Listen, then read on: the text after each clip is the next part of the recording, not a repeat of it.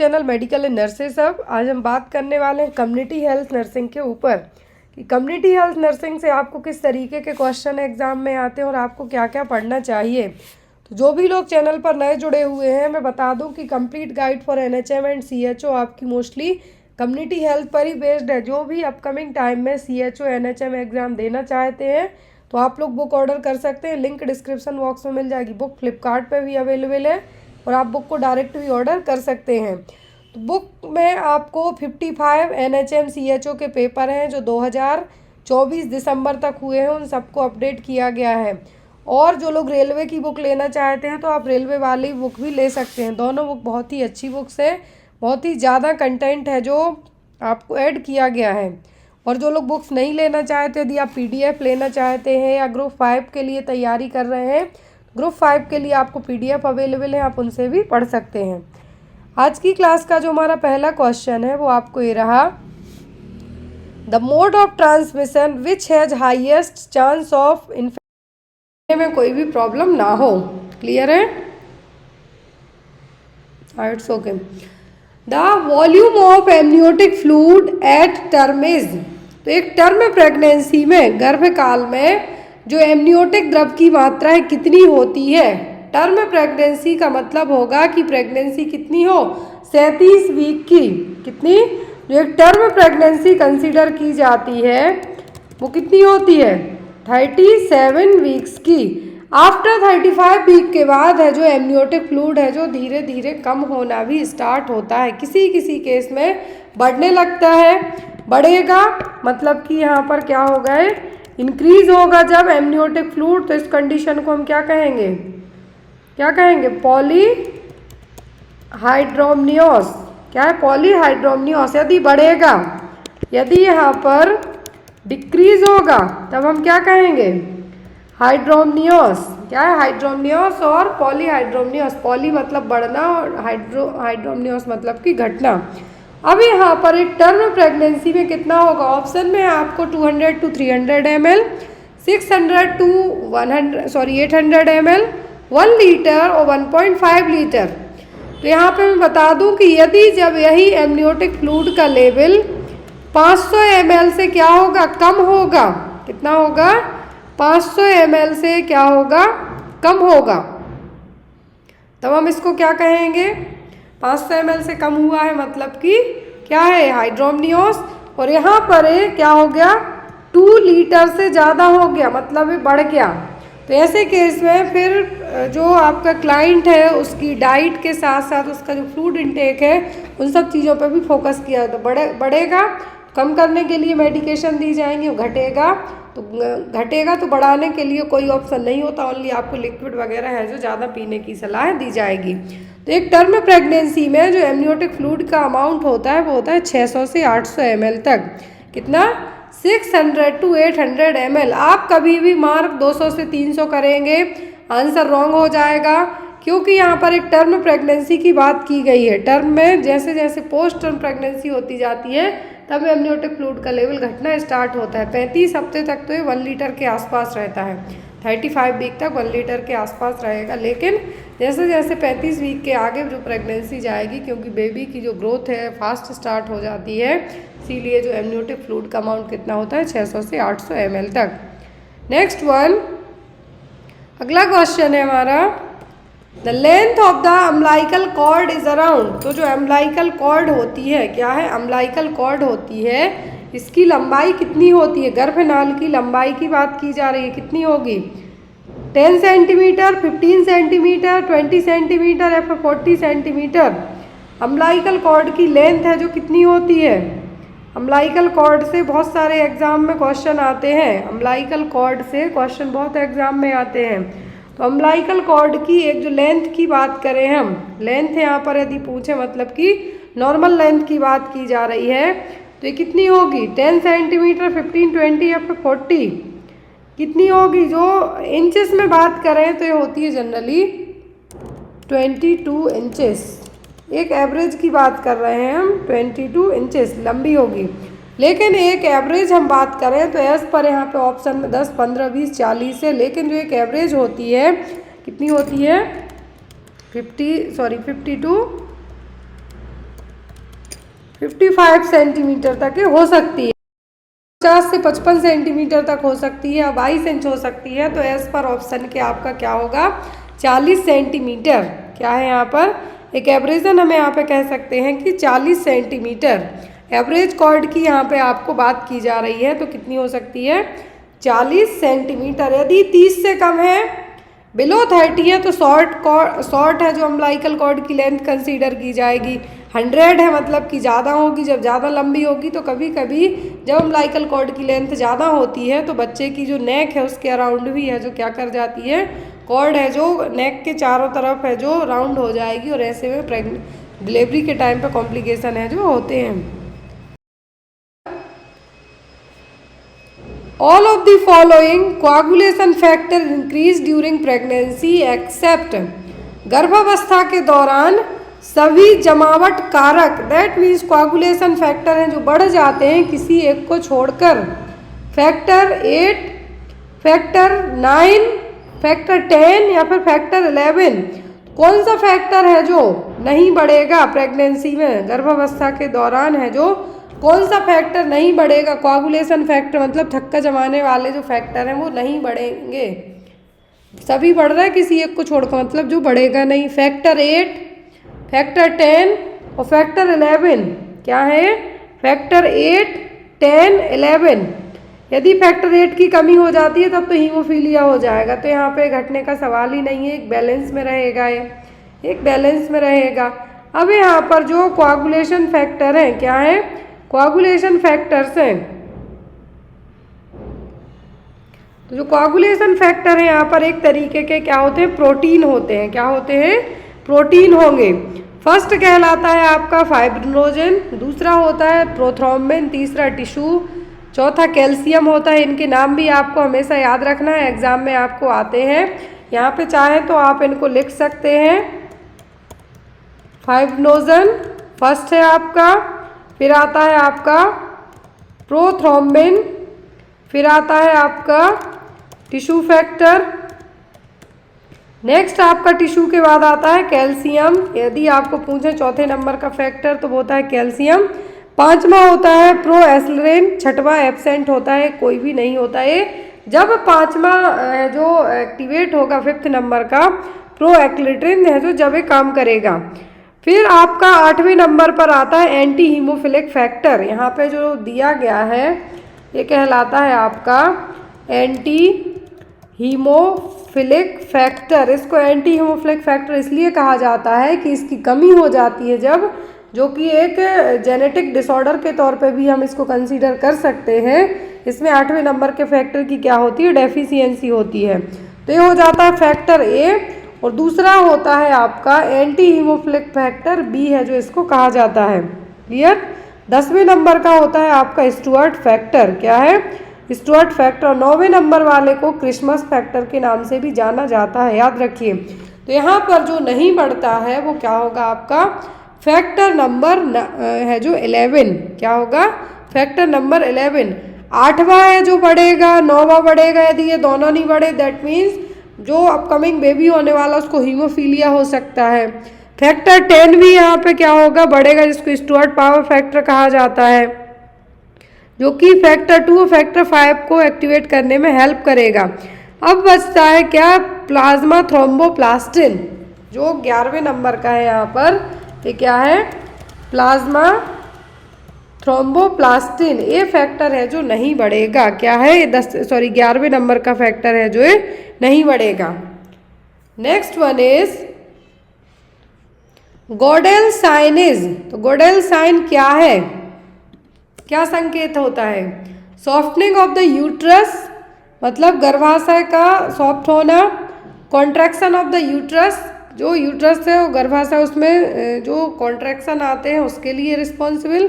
Asymmetric enlargement of the uterus, गर्भाशय की असममित वृद्धि या फिर ब्लू कलरेशन, चैडविक को कहते हैं ब्लू कलरेशन। यहाँ पर गॉडेल साइन का मतलब होगा सॉफ्टनिंग ऑफ द यूट्रस। क्या है, सॉफ्टनिंग ऑफ द यूट्रस। ये सभी साइन है प्रेगनेंसी के। हमने एक दिन 12 मिनट की एक जो क्लास अपडेट की थी उसमें पूरे साइन आपको पढ़ाए भी हैं। नेक्स्ट वन इज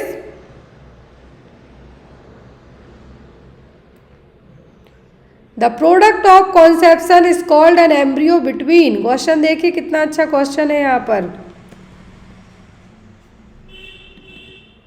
क्वेश्चन में कहा गया है कि जो प्रोडक्ट है कॉन्सेप्शन, जो कंसीव करने के बाद का जो प्रोडक्ट है एम्ब्रियो, कब कहलाता है, किस अवधि के बीच के गर्भधान के उत्पाद को एक भ्रूण कहा जाता है, एम्ब्रियो कहा जाता है। देन आफ्टर फीटस कहेंगे हम। 0 to 14 days, 3 to 10 days, 12 to 18 weeks या फिर 19 to 23 वीक्स। कितने बीच का जो कॉन्सेप्सियस मटेरियल है उसको हम एम्ब्रियो है जो कंसीडर करते हैं। यहाँ पे आप लोग भी अपने आंसर है जो ऐड करते जाइए। तो यहाँ पर जो एम्ब्रियो कहलाएगा, कब का कहलाएगा, क्या है, एम्ब्रियोनिक स्टेज भी आप इसको कह सकते हैं। ये होती है प्रेगनेंसी के तीसरे हफ्ते से लेके 10वें हफ्ते तक की, कितनी, 3rd वीक से लेके 10th वीक तक का जो टाइम होता है वो कहलाता है आपका क्या, एम्ब्रियोनिक स्टेज। क्या है, एम्ब्रियोनिक स्टेज। यदि आपको ऑप्शन में 3 to 8 वीक्स है तो भी आप मार्क कर सकते हैं। क्या है, 3 to 8 वीक है तो भी आप मार्क कर सकते हैं। Next is which of the following is not increased in pregnancy. यहाँ पे एक और क्वेश्चन देखिए आपको, प्रेगनेंसी में है जो गर्भावस्था में किसकी वृद्धि नहीं होती है। Total lung capacity, blood volume, extra cellular fluid या फिर वेट और वजन में। तो अब यहाँ पे बता दूँ ब्लड वॉल्यूम बढ़ता है प्रेगनेंसी में, इसीलिए प्रेगनेंसी में मदर्स को एनीमिया भी होने का चांसेस ज़्यादा होता है। एक्स्ट्रा सेलुलर फ्लूइड भी बढ़ता है, एक्स्ट्रा सेलुलर जिसको हम ECF कहते हैं वो भी बढ़ेगा। वजन तो बढ़ता ही, एटलीस्ट एक टर्म प्रेगनेंसी में 11 kg तक है जो वजन बढ़ना चाहिए। याद रखें एटलीस्ट 11 किलोग्राम तक तो वजन बढ़ना चाहिए, जिसमें से 2.5 kg एक एवरेजन हम बात करें तो 2.5 kg हो जाता है बेबी का वेट, फीटस का वेट। 500 ग्राम का होता है एक टर्म प्रेगनेंसी का प्लेसेंटा, जिसको 1/6 ऑफ द बेबी वेट भी कह सकते हैं, बच्चे के वजन के 6वें गुना ये भी कह सकते हैं 1/6। 1 लीटर तक 800 ml और 1 लीटर तक एमनियोटिक फ्लूइड कंसीडर किया जा सकता है। माँ का वजन भी बढ़ेगा, ब्लड वॉल्यूम बढ़ता है, फ्लूइड वॉल्यूम भी बढ़ेगा, लेकिन लंग कैपेसिटी नहीं बढ़ती है। लंग कैपेसिटी है जो नहीं बढ़ेगी, आपको याद रखना है, लंग कैपेसिटी नहीं बढ़ेगी। Next one, in obstetric grip the third Leopold manoeuvre is. प्रसूति पकड़ में तीसरी लियोपोल्ड युक्ति क्या है। यहाँ पर थर्ड लियोपोल्ड मैन्यूवर पूछा है, वो क्या है यहाँ पर, ऑप्शन में है यहाँ पर fundal grip, umbilical grip, Pawlik grip या फिर पेल्विक ग्रिप। कौन सी ग्रिप है, तो फंडल ग्रिप कौन सी कहलाती है, फंडल ग्रिप को कहा जाता है फर्स्ट मैन्यूवर। क्या है, फर्स्ट मैन्यूवर। दूसरी होती है जिसको हम क्या कहते हैं, दूसरी को हम कहेंगे लेटरल ग्रिप। और जो थर्ड वाली होती है इसको कहा जाता है पावलिक। क्या है, पावलिक ग्रिप्स। क्या है, ये होती है थर्ड वाली पावलिक ग्रिप। और जो फोर्थ होती है इसको कहा जाता है फर्स्ट पेल्विक ग्रिप, इसको कहा जाता है फोर्थ और फर्स्ट पेल्विक ग्रिप। अब यहाँ पे बचती है अम्बिलिकल, तो अम्बिलिकल को आप सेकंड मैन्यूवर में कंसीडर कर सकते हैं। तो चारों ग्रिप हैं, क्या है, चारों ग्रिप हैं, अलग अलग तरीके से यूज़ की जाती है। जैसे पावलिक ग्रिप है तो यहाँ पर लोअर एब्डोमिनल एरिया के यहाँ पे चेक किया जाएगा राइट हैंड से, यहाँ पर लोअर पोर्शन है एब्डोमिनल एरिया का, सिम्फाइसिस प्यूबिस के यहाँ पे इसको चेक किया जाएगा। तो यहाँ पर चारों ग्रिप में जो फंडल ग्रिप, फर्स्ट फंडल हो गई, दूसरी अम्बिलिकल हो गई, तीसरी पावलिक हो गई और चौथी क्या हो गई, पेल्विक हो गई। Next one, progression of labour is best assisted by. यहाँ पे क्वेश्चन आई होप आपको इस तरीके से लिखे हों तो प्रॉब्लम ना हो रही हो पढ़ने में। प्रसव की प्रगति का सर्वोत्तम मूल्यांकन निम्नलिखित में से किसके द्वारा किया जाता है। Partograph, cervical dilatation, foetal monitoring या फिर स्टेटस ऑफ मेम्ब्रेन, झिल्ली की स्थिति देखकर कैसे किया जाएगा।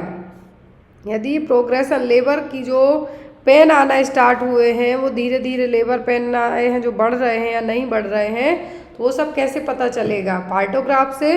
पार्टोग्राफ को है जो पार्टोग्राफ को है जो कब यहाँ पे एग्जाम में आपको क्वेश्चन आता है, किस स्टेज में पार्टोग्राफ है जो यूज़ किया जाता है, first stage, second stage, third stage या फोर्थ स्टेज। सर्वाइकल डायलेटेशन कौन सी स्टेज कहलाती है, तो सर्वाइकल डायलेटेशन कहलाती है कौन सी, फर्स्ट स्टेज। तो पार्टोग्राफ है जो यहाँ पर क्या है, पार्टोग्राफ यहाँ पर एक्टिव फेज में, एक्टिव फेज है जो लेबर की, उसमें यहाँ पे यूज़ किया जाएगा। इसकी खोज किसने की थी एग्जाम में यदि आपको आ जाए तो, फिलपॉट ने। किसने, फिलपॉट ने। प्रोग्रेशन ऑफ लेबर के लिए बेस्ट असेसमेंट होगा क्या, पार्टोग्राफ। इससे यूट्राइन कॉन्ट्रैक्शन, बेबी की जो मॉनिटरिंग है, सब चीज़ें यहाँ पे इंक्लूडेड हो जाएंगी। तो यहाँ पर प्रसव के दौरान सांख्यिकी अभिलेख, और जिसको हम पार्टोग्राफ कहेंगे, फिलपॉट ने इसका आविष्कार किया था, पहली बार यूज़ किया था। Next one, the most common presentation of the foetus at term is. तो गर्भकाल में भ्रूण का सर्वाधिक सामान्य प्रकटन क्या है। प्रेजेंटेशन का मतलब होगा कि सिम्फाइसिस प्यूबिस के यहाँ पर बेबी का पहले हेड है, बटुक्स है कि हैंड है या शोल्डर है, क्या है। तो यहाँ पर जो कॉमन प्रेजेंटेशन है वो क्या, ऑक्सीपिटो पोस्टीरियर, ब्रीच, बर्टिक्स या फिर ब्रो, क्या है जो सबसे कॉमन कंसीडर किया जाता है एक टर्म प्रेगनेंसी में। जो कॉमन प्रेजेंटेशन होता है वर्टेक्स प्रेजेंटेशन, वर्टेक्स। और यहाँ पे यदि आपको वर्टेक्स की जगह सिफेलिक भी हो तो आप उसको मार्क कर सकते हैं, सिफेलिक है तो आप इसको मार्क कर सकते हैं। Next one, the maximum diameter of the cervical canal after full dilatation is. पूर्ण फैलाव के बाद गर्भाशय ग्रीवा नाल का अधिकतम व्यास कितना होता है। मतलब कि यहाँ पर क्वेश्चन में पूछा गया है कि सर्विक्स कितनी, जो सर्वाइकल कैनाल है फुल डायलेटेशन हो गया यदि तो कितने डायमीटर तक ही फैलेगी, डायलेट होगी। 6 सेंटीमीटर, 8 सेंटीमीटर, 10 सेंटीमीटर या फिर 14 सेंटीमीटर। तो यहाँ पर यदि सर्विक्स के डायलेटेशन की हम बात करें तो कंप्लीट सर्वाइकल डायलेटेशन के टाइम पर जो मैक्सिमम डायमीटर होता है वो होता है 10 सेंटीमीटर। इससे ज़्यादा है जो डायलेटेशन नहीं होगा। तो एग्ज़ाम में आपको पूछें तो क्या मार्क कीजिए आप, 10 सेंटीमीटर। सर्विक्स का जो डायलेटेशन होता है वो होता है यूट्राइन कॉन्ट्रैक्शन के साथ साथ से लेके सर्विक्स डायलेट होने तक 10 सेंटीमीटर तक सर्विक्स डायलेट होगी। और वो स्टेज प्रेगनेंसी की क्या कहलाती है, फर्स्ट स्टेज ऑफ लेबर, जिसमें सर्विक्स डायलेट होती है। सर्विक्स डायलेट होने के बाद इतनी ज़्यादा थिन हो जाती है, क्या है, सर्विक्स है जो डायलेट होने के कारण इतनी थिन हो जाएगी कि इनविजिबल हो जाएगी। क्या है, सर्विक्स डायलेट होने के कारण इतनी ज़्यादा थिन हो जाएगी कि दिखे ही नहीं, वो कंडीशन कहलाती है effacement of the cervix. Next one, lochia rubra occurs in. Lochia है जो कौन से दिनों में होगा, लोचिया रूब्रा प्रसव पश्चात प्रथम योनि स्त्राव कौन से दिनों में होता है, 1 से 4 दिन में, 5 से 9 दिन, 10 से 15 दिन या फिर 20 से 30 दिनों में। लोचिया रूब्रा है जो कब स्टार्ट होता है, तो ये होता है इनिशियल प्रेगनेंसी में। कब, इनिशियल आफ्टर डिलीवरी के बाद जो ब्लीडिंग होती है वो कंसीडर की जाती है लोचिया रूब्रा। फिर होता है सिरोसा और लास्ट में होता है अल्वा। लास्ट मतलब कि शुरुआती 3 से 4 दिनों तक, 1st to 4th या 5th डेज तक क्या चलेगा, रूब्रा, जो जिसमें ज़्यादा रेड कलर का ब्लड होगा, म्यूकस होगी, सेल डेब्रिश होंगे। फिर होता है सिरोसा, लास्ट में होता है एल्वा जिसमें वाइट कलर के है, जो वाइट और ब्राउनिश टाइप का डिस्चार्ज है देखने को मिलेगा। Next one, the most common site of ectopic pregnancy is. Ectopic pregnancy मतलब अस्थानिक गर्भावस्था का सर्वाधिक सामान्य स्थल कौन सा है, इस्थमस, एम्पुला, इनफंडिबुलम या फिर इंटरस्टियम।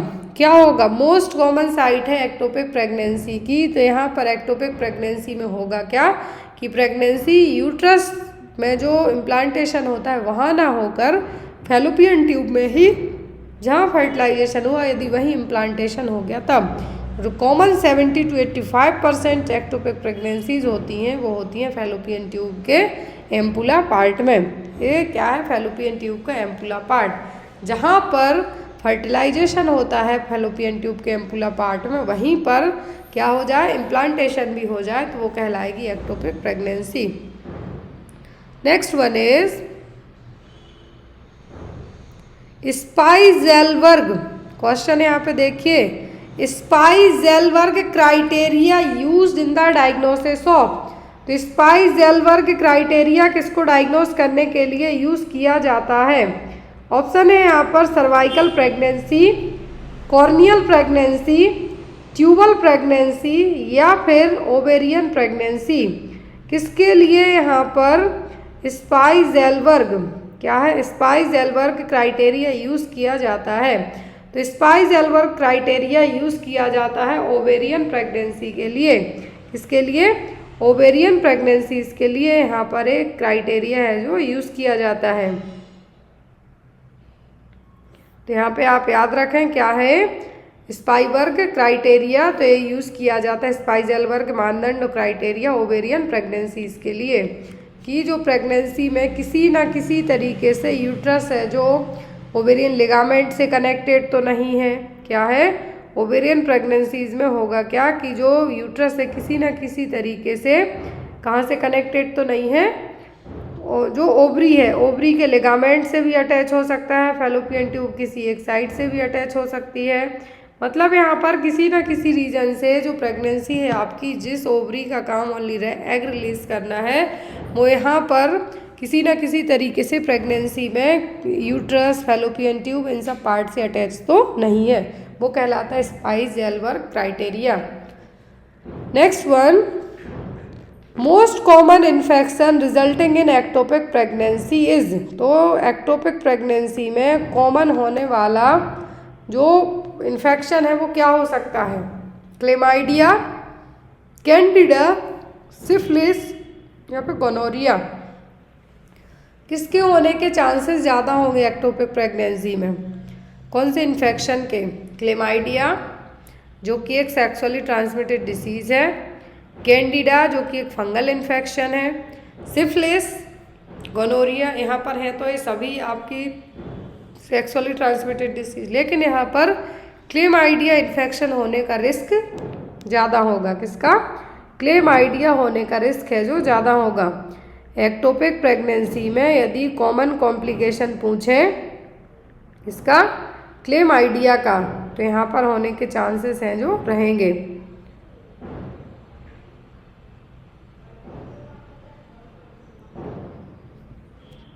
नेक्स्ट वन इज, और यहाँ पर एक्टोपिक प्रेगनेंसी में जो इन्फेक्शन क्लेमाइडिया ही क्यों होगा? क्लेमाइडिया के कारण यहाँ पे एक तरीके से जो फैलोपियन ट्यूब को ब्लॉक करने का काम होगा। आपने सुना होगा कि किसी किसी की ट्यूब ब्लॉक्स हैं, उनको कुछ एक माइनर मेजर सर्जरी के थ्रू है जो ओपन किया जाएगा ताकि वो प्रेगनेंसी कंसीव कर सकें।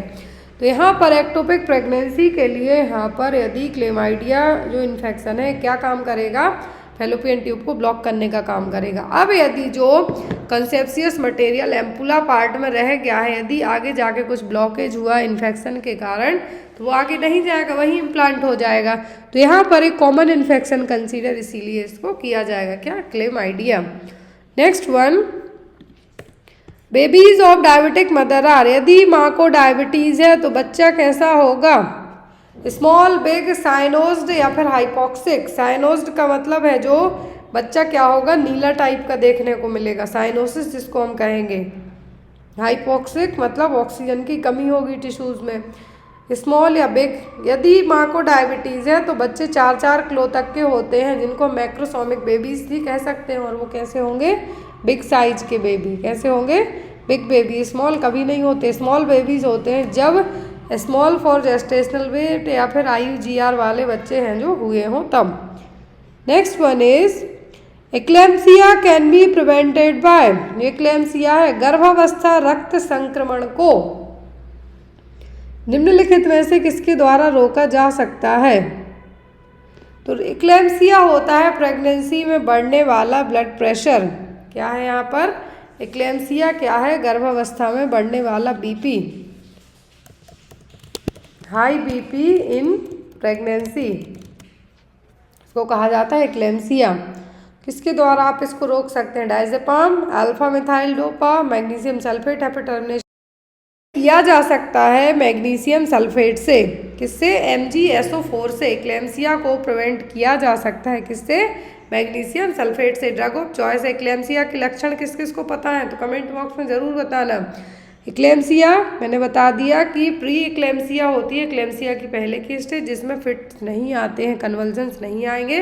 बाकी एक्लेम्सिया में कन्वल्जन्स आते हैं। यही लक्षण है जो एक्लेम्सिया और प्री एक्लेम्सिया को डिफ्रेंशिएट करने का काम करता है। कि यदि पूछा जाए आपको कि एक्लेम्सिया और प्री एक्लेम्सिया में कौन सा लक्षण है जो दोनों के बीच में आपको एक डिफरेंस बता सकता है कि एक्लेम्सिया की कंडीशन हुई है कि प्री एक्लेम्सिया हुई है, तो वो होते हैं only convulsions. Next one is most common type of eclampsia is. Eclampsia के जो कॉमन टाइप है वो कौन सा है जो होने के चांसेस होते हैं? इंटरकरेंट, इंटरकरेंट, एंटीपार्टम, इंट्रापार्टम या पोस्टपार्टम।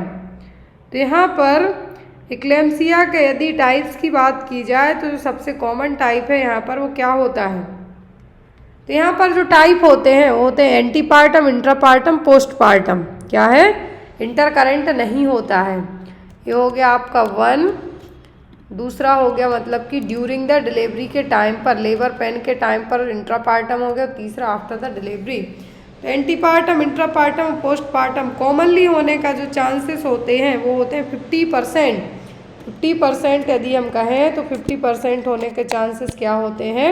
50% में होता है आपका एंटीपार्टम एक्लेम्सिया होने के चांसेस ज़्यादा होते हैं। इंट्रापार्टम मतलब during the labour pain baby होने वाला है उस टाइम पर यदि BP फ्लक्चुएट होना स्टार्ट हो जाए तो वो होगा 30%। बाकी 20% है जो पोस्टपार्टम आफ्टर डिलीवरी के बाद होने के चांसेस रहेंगे। तो यहाँ पर कॉमन यदि गए तो क्या होगा? प्रसव पूर्व और antepartum. Next one, the following are the major renal birth defect in infant of diabetic mother except. तो यहाँ पर जो मेजर बर्थ डिफेक्ट हैं इन्फेंट में, यदि माँ डायबिटिक है तब किसी एक को छोड़कर मधुमेहग्रस्त माता के शिशुओं में निम्नलिखित में से किसके अतिरिक्त अन्य में प्रमुख वृक्कीय जन्म दोष हैं? Renal agenesis, renal failure, hydronephrosis, polycystic kidney. यदि माँ डायबिटिक है तो बच्चे में किडनी की समस्या होने का रिस्क रहेगा। बड़ी साइज होने के साथ साथ बच्चे बिग वेट के साथ साथ है जो और दूसरे डिफेक्ट होंगे। रीनल बर्थ डिफेक्ट में रीनल एजेनेसिस हो सकता है, हाइड्रोनेफ्रोसिस हो सकता है, पॉलीसिस्टिक किडनी भी हो सकती हैं। लेकिन यहाँ पर बच्चे को रीनल फेलियर की कंडीशन है जो नहीं होगी। ये बच्चा जब बाहर आ जाएगा उसके बाद थोड़ी एज बढ़ेगी उसके बाद होने का चांसेस होगा, लेकिन तुरंत है जो बच्चे में रीनल फेलियर है जो बर्थ डिफेक्ट कंसीडर नहीं किया जाएगा। एजेनेसिस, हाइड्रोनेफ्रोसिस और पॉलीसिस्टिक किडनी है जो एज अ बर्थ डिफेक्ट में कंसीडर की जा सकती हैं। Next one, the following vaccine are contraindicated during pregnancy except. That means निम्नलिखित में से किसी एक वैक्सीन के अतिरिक्त सभी वैक्सीन गर्भावस्था के दौरान उपचार हेतु निषिद्ध हैं, मतलब कॉन्ट्राइंडिकेटेड होती हैं। रूबेला होती है, येलो फीवर, मीजल्स, टिटनेस। तो यहाँ पर सब कॉन्ट्राइंडिकेटेड हैं किसी एक को छोड़कर, मतलब जो हम दे सकते हैं। कौन सी देते हैं इनमें से? तो वो दी जाती है टिटनस। क्या है? टिटनस के है जो 2 डोज यहाँ पे दिए जाते हैं इंट्रामस्कुलरली, और दोनों डोज के बीच में एटलीस्ट 4 वीक्स और 1 मंथ का गैप है जो होना चाहिए। Next one, normal heart rate in a newborn is. तो न्यूबॉर्न की जो हार्ट रेट होती है वो कितनी होती है? नवजात शिशु में सामान्य हृदय गति 60 to 80 पर मिनट, 100 to 110 पर मिनट, 120 से 140 पर मिनट या फिर 180 to 200 पर मिनट। तो जो नॉर्मल हार्ट रेट होती है न्यूबॉर्न बेबीज़ में वो होती है 120 to 140 पर मिनट तक। कितनी? 120 से 140 पर मिनट तक। अगला क्वेश्चन है यहाँ पर, फोटोथेरेपी इज़ यूज्ड इन प्रकाश चिकित्सा। और फोटोथेरेपी का उपयोग किसके लिए किया जाता है? न्यूनेटल जॉइंटिस को ट्रीट करने में, न्यूनेटल मेनिंजाइटिस, न्यूनेटल टिटनस या फिर हाइपोक्सिक इस्चेमिक इंसेफेलोपैथी में किस में किया जाएगा फोटोथेरेपी का इस्तेमाल? पहले ऑप्शन में कहा है कि नवजात शिशु संबंधी पीलिया, दूसरे में नवजात शिशु संबंधी मस्तिष्क ज्वर, फिर नवजात धनुस्तंभ मतलब टिटनस, न्यूनेटल टिटनस, और यहाँ पर लास्ट में है कि ऑक्सीजन अल्पता युक्त स्थानिक रक्तता संबंधी मस्तिष्क विकृति। इंसेफेलोपैथी मतलब ब्रेन से रिलेट करता है, हाइपोक्सिक मतलब ऑक्सीजन की कमी हो रही है टिश्यू में। तो यहाँ पर जो फोटोथेरेपी का सिंपल सा क्वेश्चन है वो होता है न्यूनेटल जॉइंटिस को ट्रीट करने के लिए। अब यहाँ पर आँखें और जेनाइटल पार्ट्स को कवर करके रखा जाता है, एग्जाम में पूछा जाता है। बेबी को पूरा है जो कपड़े रिमूव करके लिटाया जाता है एक्सेप्ट आइस और genital parts. Next one, breast feeding for newborn should be started. तो जो न्यूबॉर्न बेबीज हैं उनमें ब्रेस्ट फीडिंग कब स्टार्ट करनी है? नवजात शिशु को स्तनपान कब से आरंभ कराना चाहिए? As soon as possible, after 6 hour, after 1 day, या फिर after meconium is passed. Meconium किसको कहा जाता है? बच्चे का जो पहला पासिंग स्टूल होता है वो ब्लैक टाइप का होगा, ग्रीनिश ब्लैक, वो कहलाता है मेकोनियम। तो ब्रेस्ट फीडिंग का सबको पता है कि जैसे ही डिलीवरी होती है एज सून एज पॉसिबल, ना 1 घंटा ना 1 दिन ना 2 घंटे, ये होता है जनरली कैसे? As soon as possible. तो यहाँ पर एज सून एज पॉसिबल है जो क्या करना है, बच्चे को ब्रेस्ट फीड कराना स्टार्ट करना है। Next one is which of the following does not come under Apgar score. जो वर्जीनिया अपगार है, इन्होंने अपगार स्कोर दिया था, इसको 2 बार चेक किया जाता है। एक होता है जस्ट बेबी बॉर्न होने के विदिन 1 मिनट और दूसरा 5 मिनट के बाद।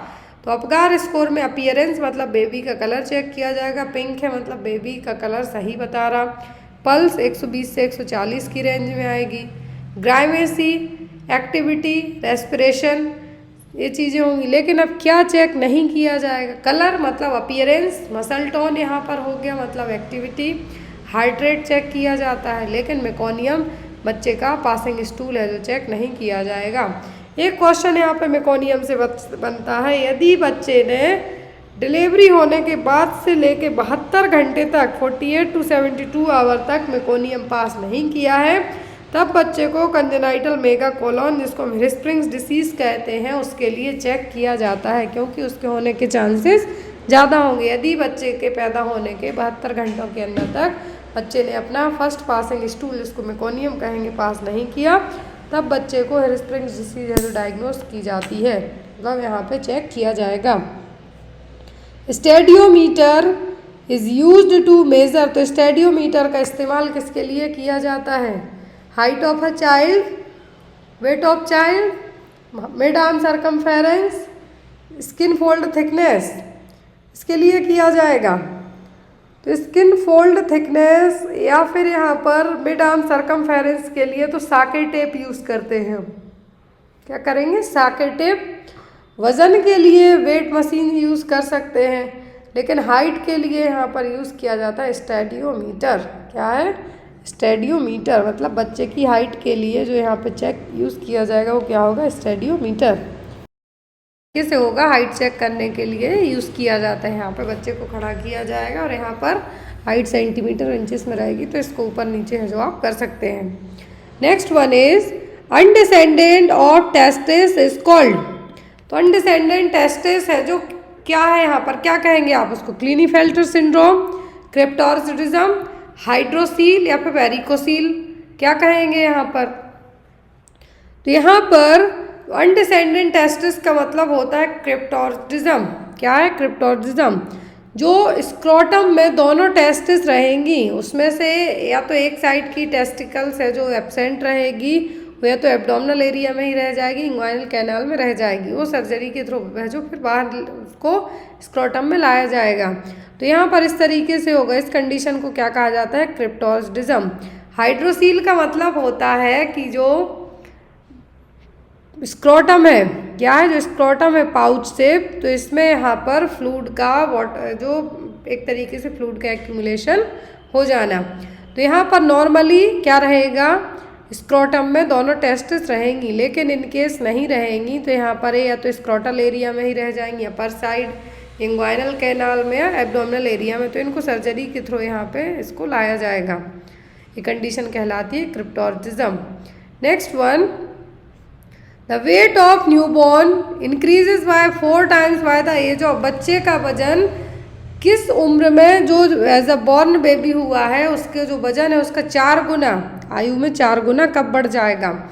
9 महीने में, 1 साल में, 2 साल में या 3 साल में? तो बच्चे का जो बर्थ वेट होता है वो यदि आपको कभी डबल पूछें तो वो हो जाता है 5 to 6 मंथ में। कितना? डबल। ट्रिपल हो जाता है 1 ईयर में। कितना? ट्रिपल हो जाएगा 1 ईयर में। 3 गुना पूछे तो 1 साल में, और 4 गुना पूछे तो 2 साल में। याद रखें, डबल मतलब 5 से 6 महीने, ट्रिपल मतलब 12 मंथ और 1 ईयर, 4 टाइम्स और 4 गुना मतलब कि 2 साल की उम्र में। अगला क्वेश्चन है यहाँ पर, ORS और oral rehydration solution once prepared should be used within. तो जो ORS सॉल्यूशन है इसको, ORS जो सॉल्यूशन है इसको कितने घंटे के अंदर यूज़ कर लेना है यदि तैयार सॉल्यूशन रखा है तब? 1 घंटा, 6 घंटे, 12 घंटे या 24 आवर में? तो जो ओरल रिहाइड्रेशन सॉल्यूशन है एक बार प्रिपेयर किया तो आपको विद इन 24 आवर के अंदर यूज़ कर लेना है। अदरवाइज यदि 24 घंटे से ज़्यादा हो गए हैं तो आपको इसके लिए क्या करना है? डिस्कार्ड कर देना है। नेक्स्ट वन, अगला क्वेश्चन है, हमने बहुत पढ़ा है गोम्स क्लासिफिकेशन।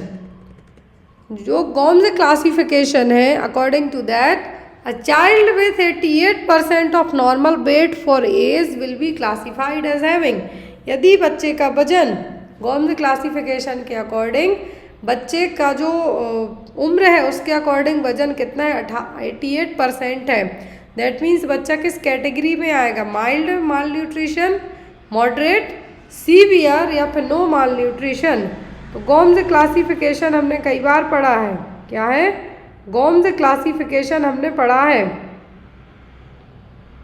तो अकॉर्डिंग टू दैट जो गोम्स क्लासिफिकेशन है इसके हिसाब से बच्चे का वजन यदि 90% से ज़्यादा जाता है मतलब कि नॉर्मल है, 76 से 90, यहाँ पे देखिए मैं ऐड करते जा रही हूँ आपको, 76 to 90% है मतलब ये क्या है? माइल्ड और फर्स्ट, क्या है?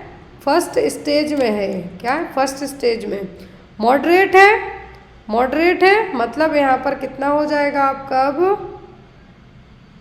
61 to 75%। ये हो गई आपकी स्टेज नंबर 2 गोम्स क्लासिफिकेशन के अकॉर्डिंग, सेकेंड डिग्री हो गई। फिर आता है आपका बिलो 60%। ये आपको पूछे जा सकते हैं यहाँ पे, जैसे 88% दिया है तो 76 और 90 के बीच की रेंज है मतलब ये माइल्ड हो गया। अब 61 से 75 के बीच की रेंज पूछे तो मॉडरेट होगा, बिलो 60 हो गया मतलब कि यहाँ पर हो गई है आपकी स्टेज नंबर 3 और 3rd degree of mall nutrition और सीवियर माल न्यूट्रिशन। क्लियर? तो यहाँ पर 88 पूछा है तो ये क्या हो गया? माइल्ड माल न्यूट्रिशन और हल्का कुपोषण।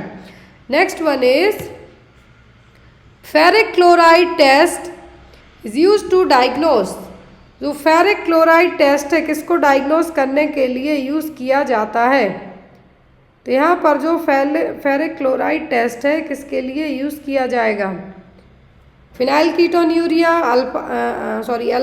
एल्कैप्टेन्यूरिया, हार्टनप डिसीज़ या फिर सिस्टीन्यूरिया, किसके लिए किया जाएगा? Ferric chloride test. Ferric chloride test use किया जाता है कि जो आपकी बॉडी में जो फिनाइल कीटोन्यूरिया की कंडीशन डेवलप तो नहीं हो रही है। क्या है? फिनाइल कीटोन्यूरिया की कंडीशन डेवलप तो नहीं हो रही है, जैसे कि एक जो मेटाबॉलिज्म इनबॉर्न एरर, आप PKU भी यहाँ पे कंसीडर किया जा सकता है। फेरिक क्लोराइड टेस्ट मतलब कोई यूरिन में आपकी फिनॉल बॉडीज तो प्रेजेंट नहीं है और एक ही इस तरीके की डिसीज होती है ह्यूमन बीइंग में, वो होती है PKU और phenyl ketonuria. Next one is Menkes syndrome is a disorder of. ये हमने आपको ये वाले क्वेश्चन को मैंने आपको कम्युनिटी पोस्ट में भी दिया था। मेनकेस सिंड्रोम किसका डिसऑर्डर है? कॉपर ट्रांसपोर्ट, आयरन ट्रांसपोर्ट या फिर सोडियम ट्रांसपोर्ट और पोटेशियम ट्रांसपोर्ट? मेनकेस सिंड्रोम क्या है यहाँ पे क्वेश्चन? मेनकेस सिंड्रोम है जो किसका डिसऑर्डर है? जो मैनकेस डिसीज़ है और मैनकेस सिंड्रोम है, एक्स लिंक्ड रिसेसिव डिसऑर्डर है। इसमें जनरली जो कॉपर का ट्रांसपोर्ट है, क्या है, कॉपर का ट्रांसपोर्ट है वो डिस्टर्ब रहेगा। क्या है, कॉपर का जो रेगुलेशन और ट्रांसपोर्ट है वो डिस्टर्ब होगा। तो यहाँ पे क्या है, मैनकेस सिंड्रोम, क्या कहा जाता है इसको, मैनकेस सिंड्रोम। इस तरीके से जो कॉपर का, एक तरीके से हम ये कह सकते हैं कि कॉपर का जो मेटाबॉलिज्म हमारे शरीर में बहुत वर्स्ट वे में होगा या फिर होगा ही नहीं। इसके कारण जो हेयर हैं, किनकी टाइप हेयर होंगे, जो फेलियर टू थ्राइव होगा, बच्चे को एपिलेप्सी भी आ सकते हैं। तो यहाँ पर इस तरीके से है जो क्या होगा, यहाँ पर कॉपर, क्या है, कॉपर लेवल डिस्टर्ब होने के कारण होगा और कॉपर के ट्रांसपोर्ट में है जो ऑब्स्ट्रक्शन के कारण ये कंडीशन होगी। नेक्स्ट क्वेश्चन है यहाँ पर, 1 gram of haemoglobin contains how much of bilirubin. 1 gram haemoglobin में कितना बिलिरुबिन होता है। 1 ग्राम जो हीमोग्लोबिन है इसमें बिलिरुबिन का लेवल कितना होगा। ऑप्शन में है यहाँ पर 25 mg, 35 mg, 45 mg या फिर 55 mg, कितना होगा। तो यहाँ पर 1 ग्राम में यदि पूछा गया है कि जो 1 ग्राम haemoglobin contains how many mg of bilirubin, that is 35 mg। 1 ग्राम में कितना होगा, 35 mg हीमोग्लोबिन, सॉरी बिलिरुबिन। 1 ग्राम हीमोग्लोबिन कंटेन्स कितना, 35 mg of bilirubin. Next one is myotonic dystrophy is a, तो मायोटोनिक डिस्ट्रॉफी पेशिलांतायिक दुर्विकास क्या है।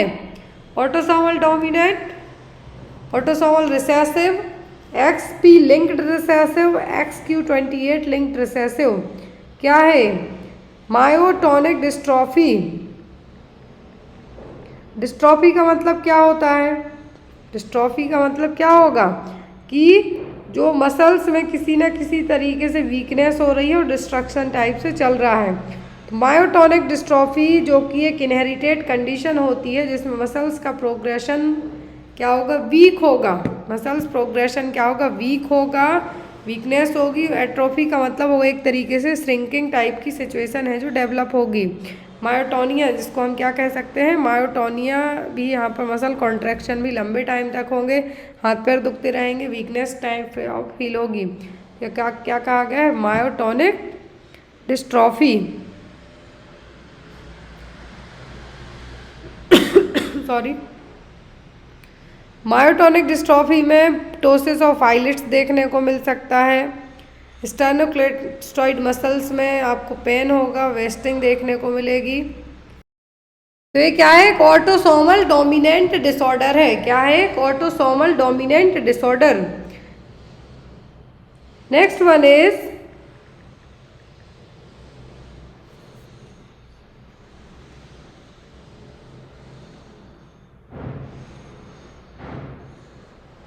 Wilson's disease is an inborn error of. तो Wilson's disease है जो, विल्सन्स रोग इनमें से किसका एक जन्मजात दोष है।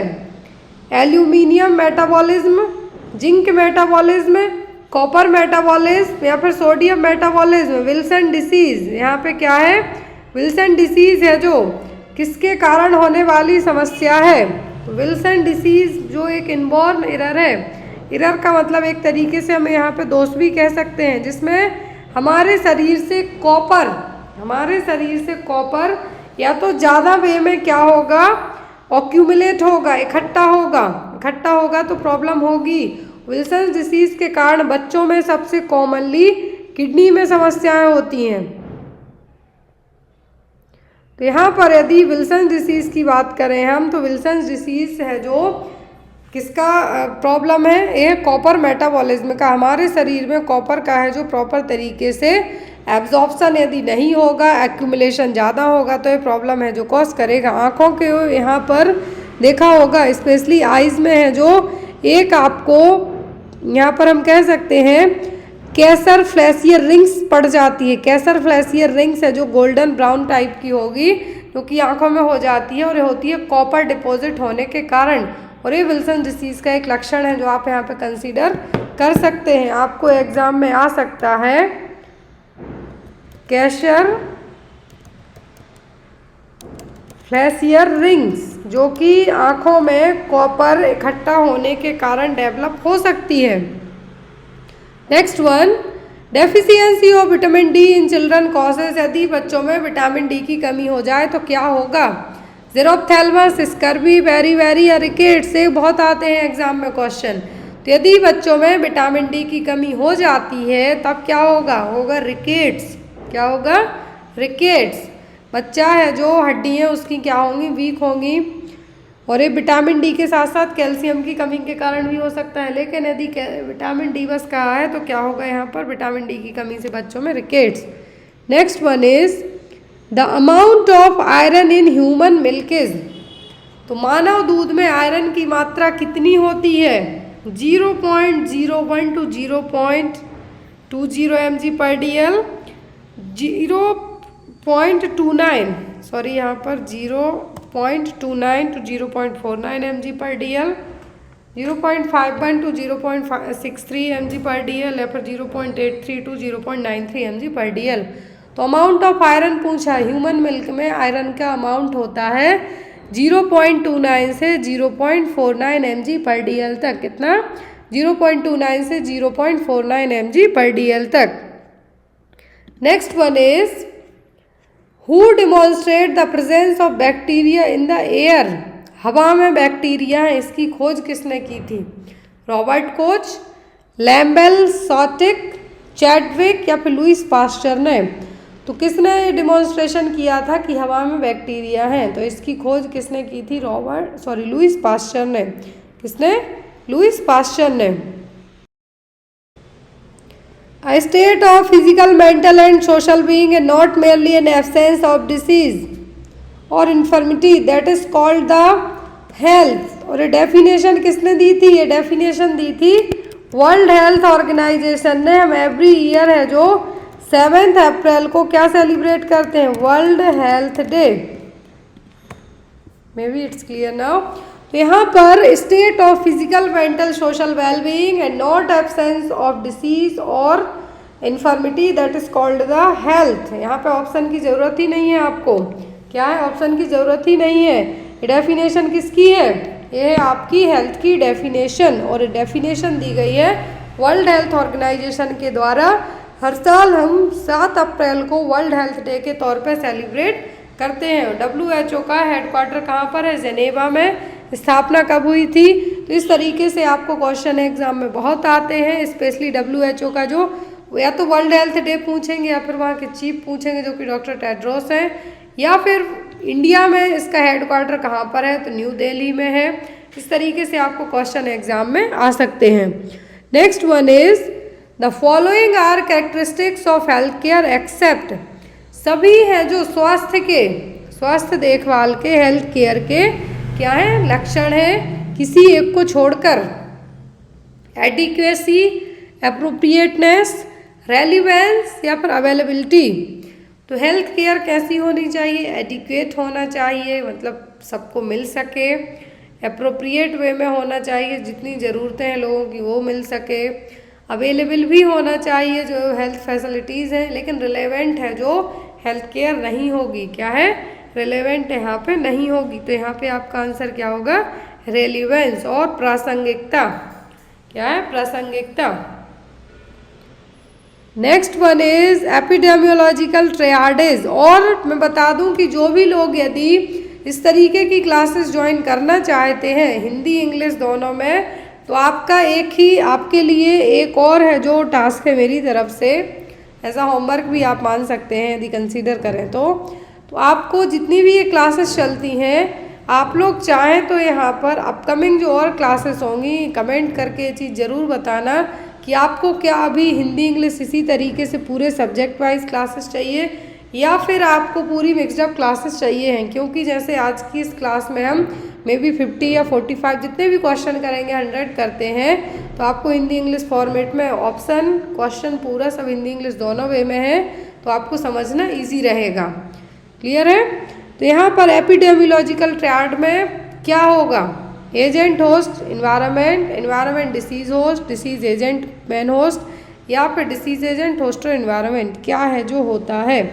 ये तो आपके ट्रायंगुलर शेप में आंखें बंद करने वाला काम है, एजेंट होस्ट इन्वायरमेंट। आप तीन चीज़ें देखिए किस में है। फर्स्ट ऑप्शन में तीनों हैं, दूसरे ऑप्शन में कहा है इन्वायरमेंट डिसीज होस्ट है, डिसीज एजेंट मैन होस्ट है, डिसीज एजेंट होस्ट इन्वायरमेंट है। तो होता क्या है, एजेंट होस्ट एंड इन्वायरमेंट, जो कि ट्रायंगुलर शेप में है। Next one is action taken prior to the onset of disease which removes the possibility that a disease will ever occur is called. तो यहाँ पर ये देखिए, किसी भी डिसीज के होने से पहले की गई कार्रवाई जो आगे कभी भी रोग होने की संभावना को दूर करती है क्या कहलाती है। Primordial prevention, primary prevention, secondary prevention या फिर टर्सरी प्रिवेंशन क्या कहलाएगा। कोई डिसीज़ हुई नहीं है, डिसीज़ है जो कोई हुई नहीं है, लेकिन उसके होने के पहले ही जो भी चीज़ें आप कर लेते हैं ताकि उस डिसीज़ को होने ही ना दें, तो वो कहलाता है प्राइमरी प्रिवेंशन। क्या कहलाएगा, प्राथमिक रोकथाम और primary prevention. Next one, an example of primordial prevention is. अब यहाँ पे बताइए कि प्रीमोर्डियल प्रिवेंशन है जो, इसका एग्जाम्पल क्या है। Physical exercise, hand wash, screening test, case finding program. Case finding और स्क्रीनिंग टेस्ट तो सेकेंडरी में जाएंगे, हैंड वॉश प्राइमरी में आएगा। प्रीमोर्डियल आरंभिक रोकथाम हो गई यहाँ पर क्या आपकी फिजिकल एक्सरसाइज। क्या है, फिजिकल एक्सरसाइज रहेगा। निसीरिया गोनोरिया, ऑप्थेल्मिक न्यूनेट्रम को हम क्या कहते हैं, न्यूबॉर्न कंजक्टिवाइटिस, मतलब जो न्यूबॉर्न बेबी है लेबर रूम में डिलीवर होते हैं जब, उनको जो ऑप्थेल्मिक न्यूनेट्रम होने के चांस रहेंगे। इसी के लिए 5 क्लीन प्रैक्टिस भी अपनाई जाती है। क्वेश्चन ध्यान से सुनिए, 5 क्लीन प्रैक्टिस ऑप्थेल्मिक न्यूनेट्रम को प्रिवेंट करने के लिए ही अपनाई जाती हैं। अब यहाँ पर जो निसीरिया गोनोरिया है ये होगा बच्चे को कैसे होगा, तो यहाँ पर जो निसीरिया गोनोरिया है अकॉर्डिंग टू WHO के जो ऑप्थेल्मिक न्यूनेट्रम कॉज करेगा, निसीरिया गोनोरिया आपने पढ़ा कि गोनोरिया जो सेक्सुअल ट्रांसमिटेड डिसीज़ है उसको कॉज करने के लिए रिस्पॉन्सिबल बैक्टीरिया है, लेकिन ये ऑप्थेल्मिक न्यूनेट्रम मतलब कंजक्टिवाइटिस ऑफ न्यूबॉर्न के लिए भी रिस्पॉन्सिबल है। ये क्या करेगा, आई इन्फेक्शन करेगा, जो कि डिलीवरी होने से लेके लाइफ के पहले 30 दिन तक, मतलब आज जन्म हुआ 31 मार्च को, तो 30 अप्रैल तक भी इवन बच्चे को है जो ऑप्थेल्मिक न्यूनेट्रम हो सकता है। और ये जनरली बर्थ कैनाल के थ्रू होगा।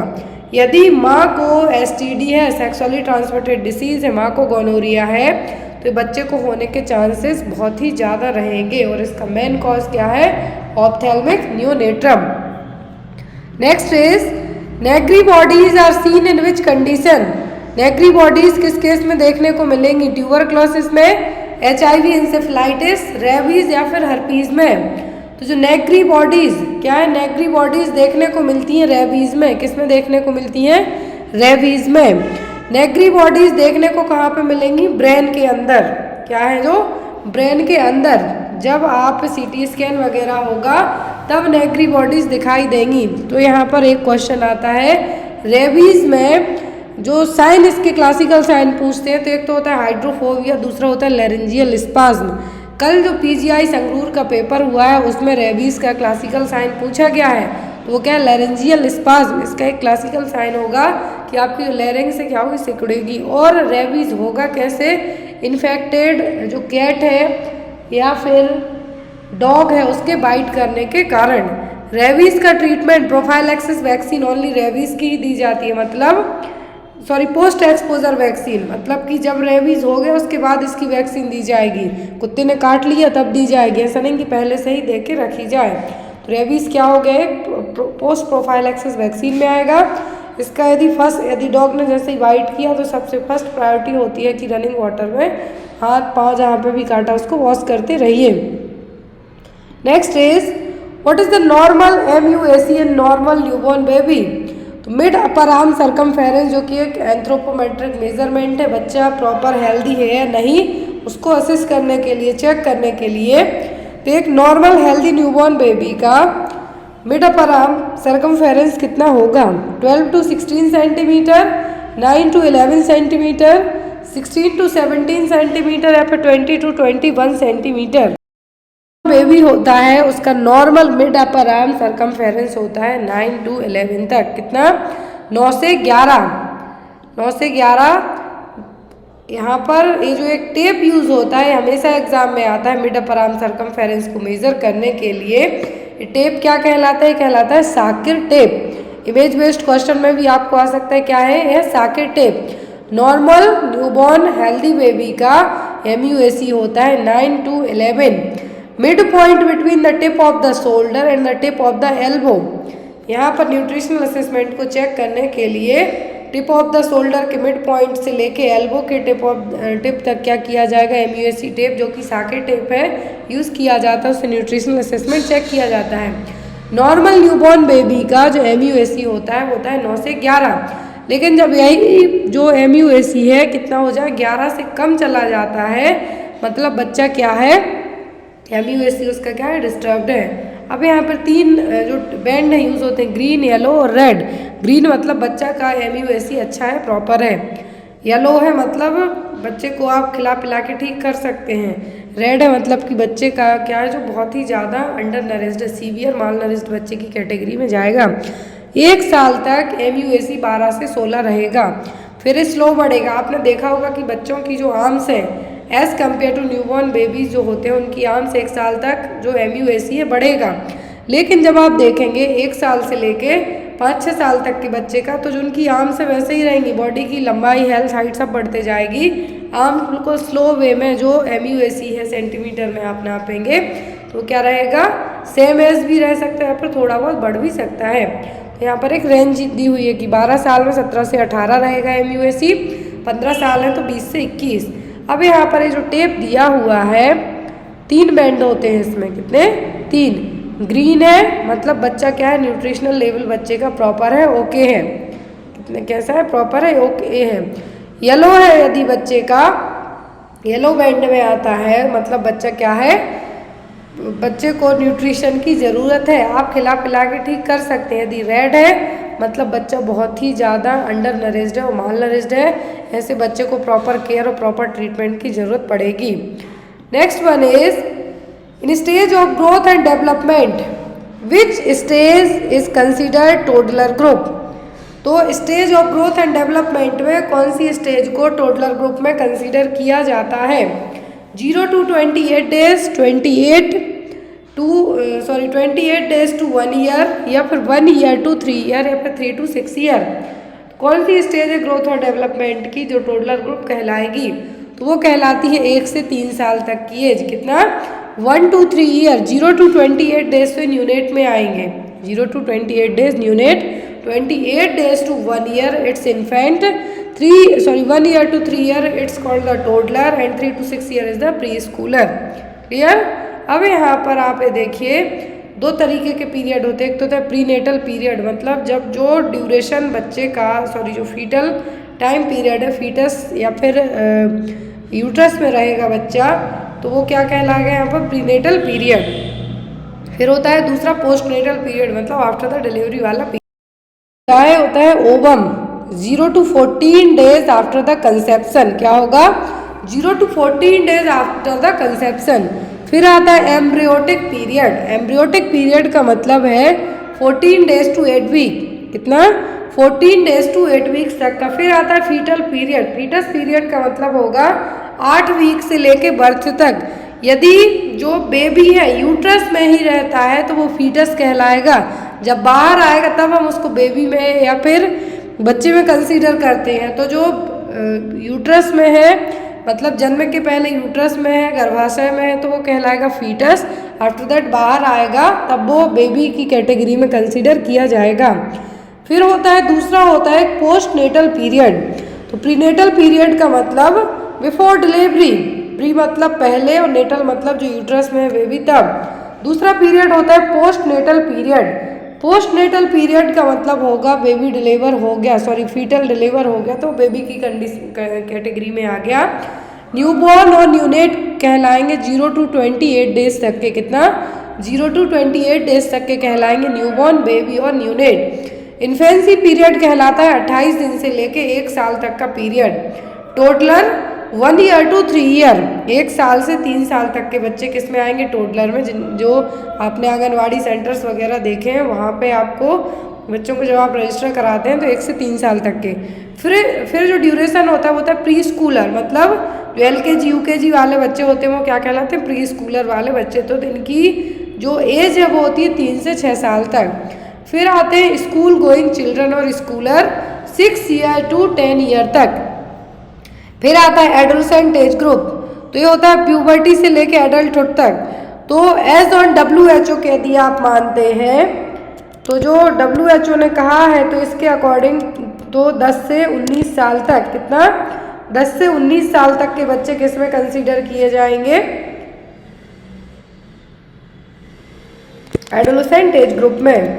तो यहाँ पे आपको याद रखना है। तो नेक्स्ट आता है अर्ली, फिर आता है इसमें अर्ली, मिडिल और लेट। तो अर्ली का मतलब है 12 से 14 साल, मिडिल 14 से 16 और लेट 16 से 20। 21 साल के बाद आप जो किस कैटेगरी में जाएंगे, 21 ईयर के बाद आप जाएंगे किस में, एडल्ट की कैटेगरी में। तो 10 से 19 साल तक का जो ड्यूरेशन है अकॉर्डिंग टू WHO के क्या कहलाता है, adolescent period. What is the normal pulse rate of a child 1 to 2 year. तो एक नॉर्मल जो बच्चा है 1 साल से लेके 2 साल तक का, उसकी पल्स रेट कितनी होगी, 80 to 130 पर मिनट, 120 to 160 पर मिनट, 78 to 120 पर मिनट या फिर 60 to 100 पर मिनट। यदि यही आपको न्यूबॉर्न बेबी में पूछे तो ये होती है 140 तक, कितना, 140 तक। लेकिन यहाँ पर आपको पूछा है कि जो बच्चा है 1 साल से 2 साल तक की एज ग्रुप का, तो यहाँ पर इसकी पल्स रेट होगी 80 से 130 पर मिनट तक, कितना, 80 से 130 पर मिनट तक। अब जो पल्स रेट है क्या है, पल्स रेट है पर मिनट के अकॉर्डिंग। जो जितना बच्चा छोटा रहेगा, मैं आपको बता दूं कि जो जब बेबी फीटस है जो यूट्रस में ही रहेगा तब होती है यहाँ पे 120 से लेके 160 तक की रेंज कंसीडर की जाती है, 140 को बेस्ट माना जाता है। तो यहाँ पर जैसे ही बच्चा डिलीवर होगा तो उसकी तुरंत तो पल्स रेट नहीं घट जाएगी, तो उसका धीरे धीरे जैसे जैसे बच्चे की एज बढ़ेगी वैसे वैसे पल्स रेट क्या होगी, घटती जाएगी। एक एडल्ट पीरियड तक पहुँचते पहुँचते eight the time of birth से लेके एडल्ट पीरियड तक पहुँचते पहुँचते वो हाफ हो जाती है, मतलब कि 70-72 की कैटेगरी में चली जाएगी। लेकिन यहाँ पर यदि न्यूबॉर्न बेबी में पूछे तो वो होगा कितना, 160 तक की रेंज में। लेकिन 1 से 2 साल के बच्चे में पूछते हैं तो वो होगी 80 से 130 पर मिनट। नेक्स्ट है यहाँ पर temperature. The normal axillary temperature of a newborn is between which of the following range. तो नॉर्मल एक्सिलरी टेम्परेचर कितना होगा एक न्यूबॉर्न बेबी का, 40 to 42 degree Celsius, 30 to 32 degree Celsius, 33.5 to 34.5 degree Celsius या फिर 36.5 to 37.4 डिग्री सेल्सियस। तो axillary temperature की बात की जा रही है न्यूबॉर्न बेबी में। न्यूबॉर्न बेबी में जो एक्सिलरी टेम्परेचर होगा वो होगा 36.5 से लेकर 37.4 डिग्री सेल्सियस तक। यहाँ पर एक चार्ट दिया हुआ है, आप चाहे तो इसका स्क्रीनशॉट ले सकते हैं या फिर इसको नोट डाउन कर सकते हैं। टेम्परेचर की बात करें तो एक एक्यूरेट टेम्परेचर, सबसे सही टेम्परेचर बताता है रेक्टल एरिया। कौन सा एरिया, रेक्टल एरिया। तो यहाँ पर एक जो बच्चा है न्यूबॉर्न बेबी है जिसका रेंज होगा बॉडी टेम्परेचर का होगा 36.5 to 37.4 डिग्री सेल्सियस तक। एक्सिलरी टेम्परेचर की यहाँ पे बात हो रही, रेक्टल का पूछते तो 0.5 है जो डिग्री ज़्यादा ही आपको देखने को मिलेगा। Next is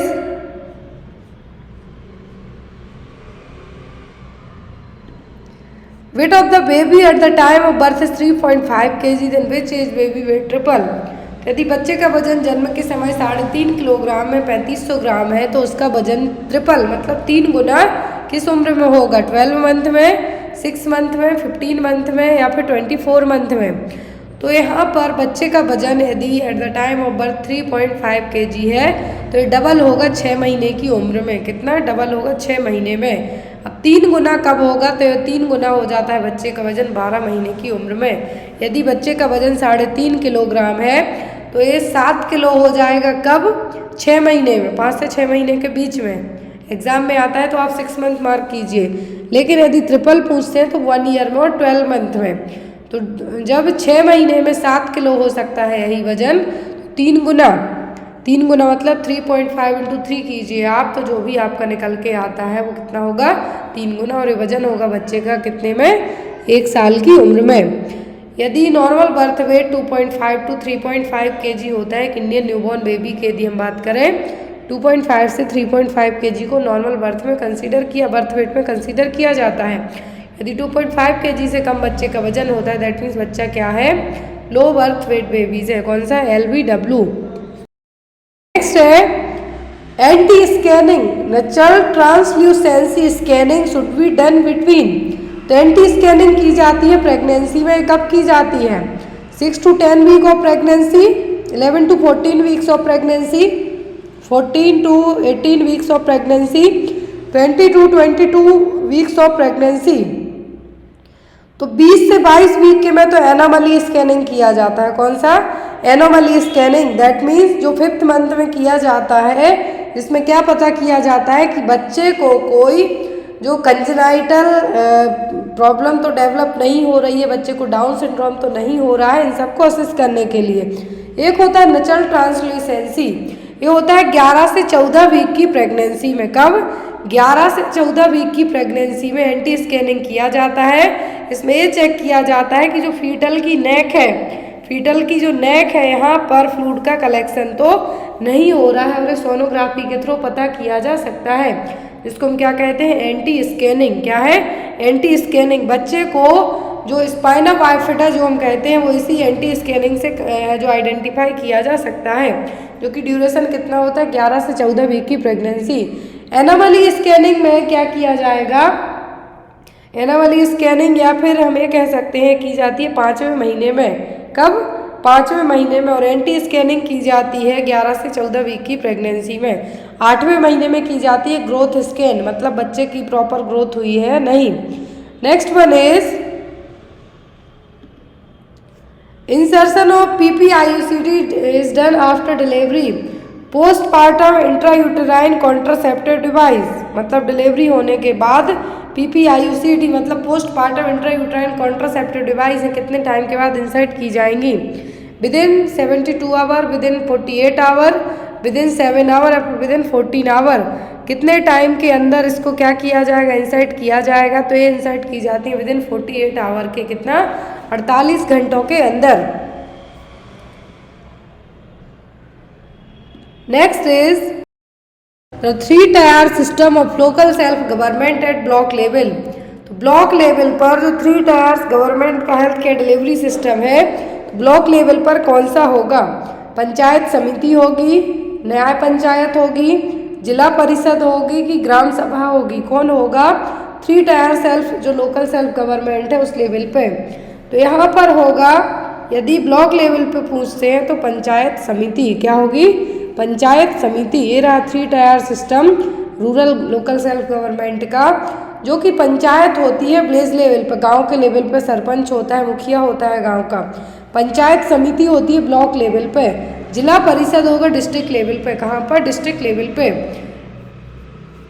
next is IMNCI target group is. Exam में IMNCI से खूब क्वेश्चन आते हैं, भर भर के क्वेश्चन आते हैं। या तो यहाँ पे कलर कोड पूछा जाएगा कि येलो क्यों यूज़ होगा, पिंक क्यों यूज़ होगा, ग्रीन क्यों यूज़ होगा।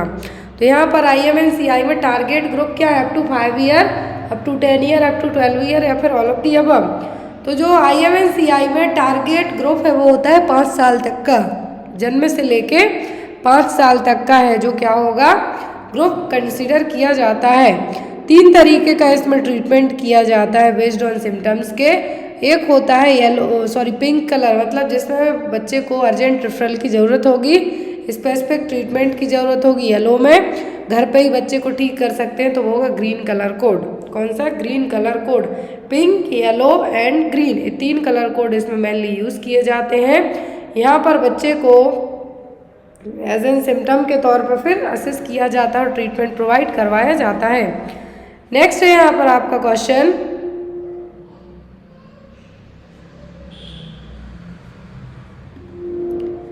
A patient has just returned from the post-anesthetic care unit after hemorrhoidectomy. His post-operative order includes sitz bath every morning.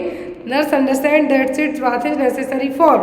Easy सा क्वेश्चन है, हेमरॉइडेक्टोमी हुई है, हेमरॉइड की सर्जरी की गई है, पर्सन को सिट्ज बाथ डॉक्टर ने क्या किया है, पोस्ट ऑपरेटिव ऑर्डर में कंसीडर किया है, मॉर्निंग टू मॉर्निंग क्या करना है, सिट्ज बाथ करना है। तो इसका मेन काम क्या है, relieve the tension, promote healing या फिर रिड्यूस्ड पेन या फिर none of the above. Sitz bath क्यों दी जाती है, पेरिनियल एरिया में यदि कुछ भी कट लगे हुए हैं या फिर कुछ सर्जरी वगैरह हुई है तो उसको हील करने के लिए, इसके लिए हील करने के लिए, इन्फेक्शन से प्रिवेंट करने के लिए, ताकि क्लीनिंग भी प्रॉपर होती रहे। तो यहाँ पर यदि हेमरॉइड की सर्जरी की गई है तो जो सिट्ज बाथ का मेन एम होगा हीलिंग को प्रमोट करना। क्या है, हीलिंग को प्रमोट करना। Next is in India death has to be registered within how many days. तो भारत में डेथ कितने दिनों के अंदर रजिस्टर की जाती है, 3, 7, 21 या फिर 14। तो according to birth and death registration act 1969, 1969 में जो birth and death registration act आया था उसके जो इंडिया में डेथ है और जन्म और मृत्यु दोनों के लिए 21 दिनों का टाइम दिया जाता है। कितना, 21 दिनों का टाइम है जो यूज़ किया जाता है। विद इन 21 डेज के डेथ और बर्थ दोनों चीज़ों को क्या किया जाता है, रजिस्टर किया जाता है। Next is which of the following immunoglobulin will be high in a person with an allergy. यदि किसी पर्सन को एलर्जी हुई है तो कौन सी इम्यूनोग्लोबुलिन है सबसे हाई रहेगी, IgE, IgM, IgA या फिर IgG। तो यदि किसी पर्सन को एलर्जी हुई है तो जो सबसे ज़्यादा इम्यूनोग्लोबुलिन हाई होती है होगा इम्यूनोग्लोबुलिन ई। एनाफ्लेक्टिक रिएक्शन हुआ है तब भी इम्यूनोग्लोबुलिन ई। सर्दी खांसी हुई है आपको, मतलब कि किसी भी तरीके की एलर्जी होती है तब कौन सा इम्यूनोग्लोबुलिन एक्टिवेट रहेगा और हाई रहेगा, वो होगा इम्यूनोग्लोबुलिन ई। यदि आपको हाइपर सेंसिटिविटी रिएक्शन भी पता करना है तो आप जो इम्यूनोग्लोबुलिन टेस्ट कराते हैं वो होता है IgE, मतलब 200 से ज़्यादा जा रहा है इम्यूनोग्लोबुलिन ई का लेवल, मतलब आपको किसी न किसी चीज़ से एलर्जी है। अब यहाँ पर IgG जो कि लार्जेस्ट नंबर में रहेगा, प्लेसेंटा को ओनली क्रॉस करने वाला इम्यूनोग्लोबुलिन है IgG। और क्रोनिक इन्फेक्शन, यदि आपको लॉन्ग टर्म का इन्फेक्शन होता है तब IgG एक्टिवेट होगा। याद रखें, क्रोनिक इन्फेक्शन में IgG प्रेजेंट होगा, लार्जेस्ट नंबर में होगा 75%। प्लेसेंटा को ओनली इम्यूनोग्लोबुलिन G ही क्रॉस कर सकता है। फिर आता है IgM जो कि largest in size, evident in size पूछे IgM, नंबरिंग में पूछे तो IgG।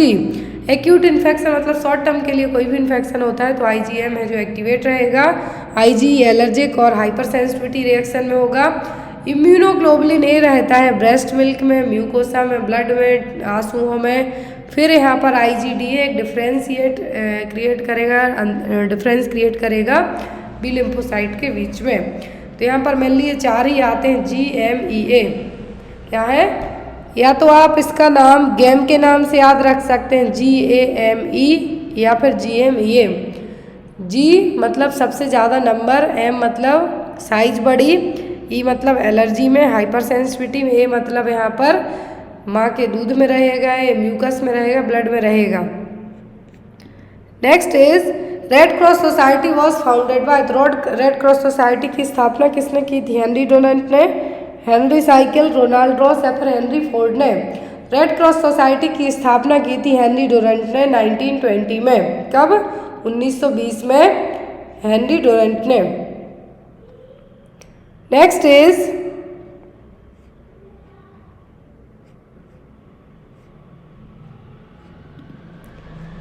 Antibody which can not cross the placenta is. तो कौन सी एंटीबॉडी है जो प्लेसेंटा को क्रॉस नहीं कर सकती है, IgG, IgM, IgE या फिर IgA। तो IgG तो क्रॉस कर सकती है, IgE एलर्जी में रहेगी और IgA मिल्क में रहेगी, ब्रेस्ट मिल्क में रहेगी। लेकिन प्लेसेंटा को जो क्रॉस नहीं कर पाएगा वो होगा IgM। कौन सा, immunoglobulin M। Next one is the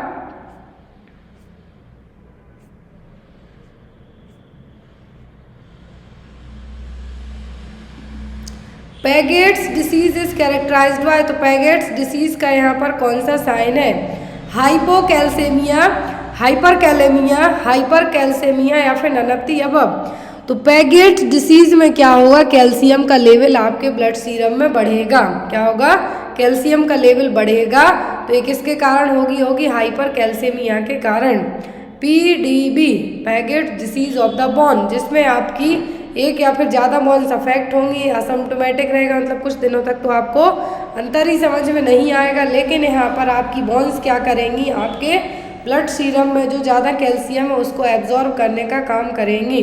क्या करेंगी, बोन में रीअब्जॉर्प्शन होगा, एक्सेसिव रीअब्जॉर्प्शन होगा, मतलब ज़्यादा कैल्शियम आपके सीरम से खींच के अपने बोन में डिपॉजिट करेंगे। जब ज़्यादा कैल्शियम होगा तो आपको कुछ ना कुछ प्रॉब्लम तो ज़रूर होगी, तो वो क्या कहलाएगी यहाँ पे, Paget's disease. Next one is which of the following disease is caused by a virus. कौन सी डिसीज है जो कि वायरस से होगी, rabies, mumps, AIDS, syphilis, typhoid, tetanus या फिर कोलेरा, टीबी। तो यहाँ पर जो डिसीज किससे हो रही हैं, वायरस से हो रही हैं, वो कौन सी है। तो यहाँ पर जो फर्स्ट ऑप्शन दिया है वो है रेबीज और मम्प्स। क्या है, रेबीज और मम्प्स, ये दोनों वायरल डिसीज हैं। एक होती है लाइजा वायरस से, दूसरी मम्प्स भी क्या है, वायरल इन्फेक्शन है। एड्स और सिफिलिस, तो एड्स यहाँ पर HIV वायरस से हो रहा है, सिफिलिस होगा ट्रिप्नोमा पैलिडियम नाम के बैक्टीरिया से, टाइफाइड होगा साल्मोनेला एंट्रिका सीरोटाइप टाइफी बैक्टीरिया या फिर साल्मोनेला टाइफी नाम का बैक्टीरिया। टिटनस भी एक बैक्टीरियल डिसीज है, क्लोस्ट्रीडियम टेटेनी से होगा, कोलेरा विब्रियो कोलेरा नाम के बैक्टीरिया से होगा, टीबी होगा माइकोबैक्टीरियम ट्यूबरकुलाई। तो यहाँ पर एक आपसे पेयर पूछा है कि कौन सा पेयर है जो कि वायरस के थ्रू हो रहा है, तो होगा रेबीज और मम्प्स। बाकी AIDS, syphilis, typhoid, tetanus, cholera, TB, ये सभी किससे हो रही हैं, bacterial infection. Next one is the VIA is used to. तो VIA का यूज किसके लिए किया जाता है, diagnose the oral cancer, treat the lungs cancer, radiation therapy for intestinal cancer या फिर screening for cervical cancer.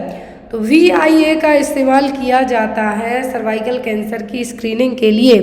Visual inspection with acetic acid, अरे स्पैटुला यूज़ करके सर्वाइकल कैंसर की स्क्रीनिंग के लिए यहाँ पे VIA को यूज़ किया जाता है। सिंपल और इनएक्सपेंसिव टेस्ट होता है जो कि सर्वाइकल जो प्री कैंसरस लीजन होंगे उनको अर्ली स्टेज में डायग्नोज करने के लिए, स्क्रीनिंग करने के लिए इसको यूज़ किया जाता है, visual inspection with acetic acid.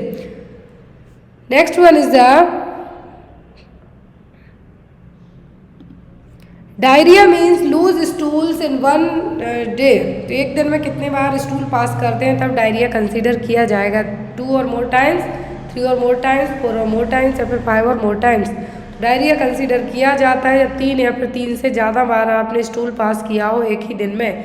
Loose stool 3 या फिर 3 से ज़्यादा बार, तो क्या कहलाएगा, diarrhoea. Next one is the Which of the following virus is responsible for most incidence of common cold? तो जो कॉमन कोल्ड होती है उसके लिए कौन सा वायरस सबसे ज़्यादा रिस्पॉन्सिबल है, राइनो, T4, MSZ या फिर सिमियन वायरस 40। ये सभी वायरस के नाम हैं। तो जो वायरस सबसे ज़्यादा कॉमनली कोल्ड के लिए रिस्पॉन्सिबल होगा वो होगा राइनो वायरस, जिसकी नाक बहती रहती है, हमेशा सर्दी जुकाम रहता है, वो उसके लिए वायरस रिस्पॉन्सिबल है राइनो वायरस, जो कि एक सिंगल स्ट्रैंडेड RNA वायरस है। Next one is the which of the following is included in open vial policy. तो वैक्सीन वायल पॉलिसी का नाम आपने सुना होगा, जिसमें वैक्सीन को हमें कह सकते हैं कि खराब होने से बचाने के लिए वैक्सीन वायल पॉलिसी अपनाई जाती है। तो वैक्सीन वायल पॉलिसी में, ओपन वायल पॉलिसी में कौन सी वैक्सीन आएगी, मीजल्स, पेंटावैलेंट, रोटावायरस या फिर BCG। तो जो ओपन वायल पॉलिसी में आएगी वो होगी मीजल्स वैक्सीन, कौन सी, सॉरी पेंटावैलेंट वैक्सीन। यहाँ पर जो ओपन वायल पॉलिसी में वैक्सीन पूछी है वो होगी पेंटावैलेंट वैक्सीन, मतलब इसमें जो 5 वैक्सीन कंसीडर होती हैं एग्जाम में इनका नाम भी आपको आता है। तो यहाँ पर तो हम बात कर रहे हैं ओपन वायल पॉलिसी की, तो ओपन वायल पॉलिसी में जो वैक्सीन आएगी वो होगी pentavalent vaccine. Open vial policy में जो पेंटावैलेंट वैक्सीन है, पेंटावैलेंट वैक्सीन का मतलब DPT, hepatitis B and haemophilus influenza type B और HIV। तो क्या है, पेंटावैलेंट हो गई। और ओरल पोलियो वैक्सीन है किस में आ जाएंगी, ये होंगी आपकी ओपन वायल पॉलिसी में। किसमें? ओपन वायल पॉलिसी में। और जो ओपन वायल पॉलिसी है measles, BCG, Japanese encephalitis vaccine पर है जो एप्लीकेबल नहीं रहेगी। Next one is the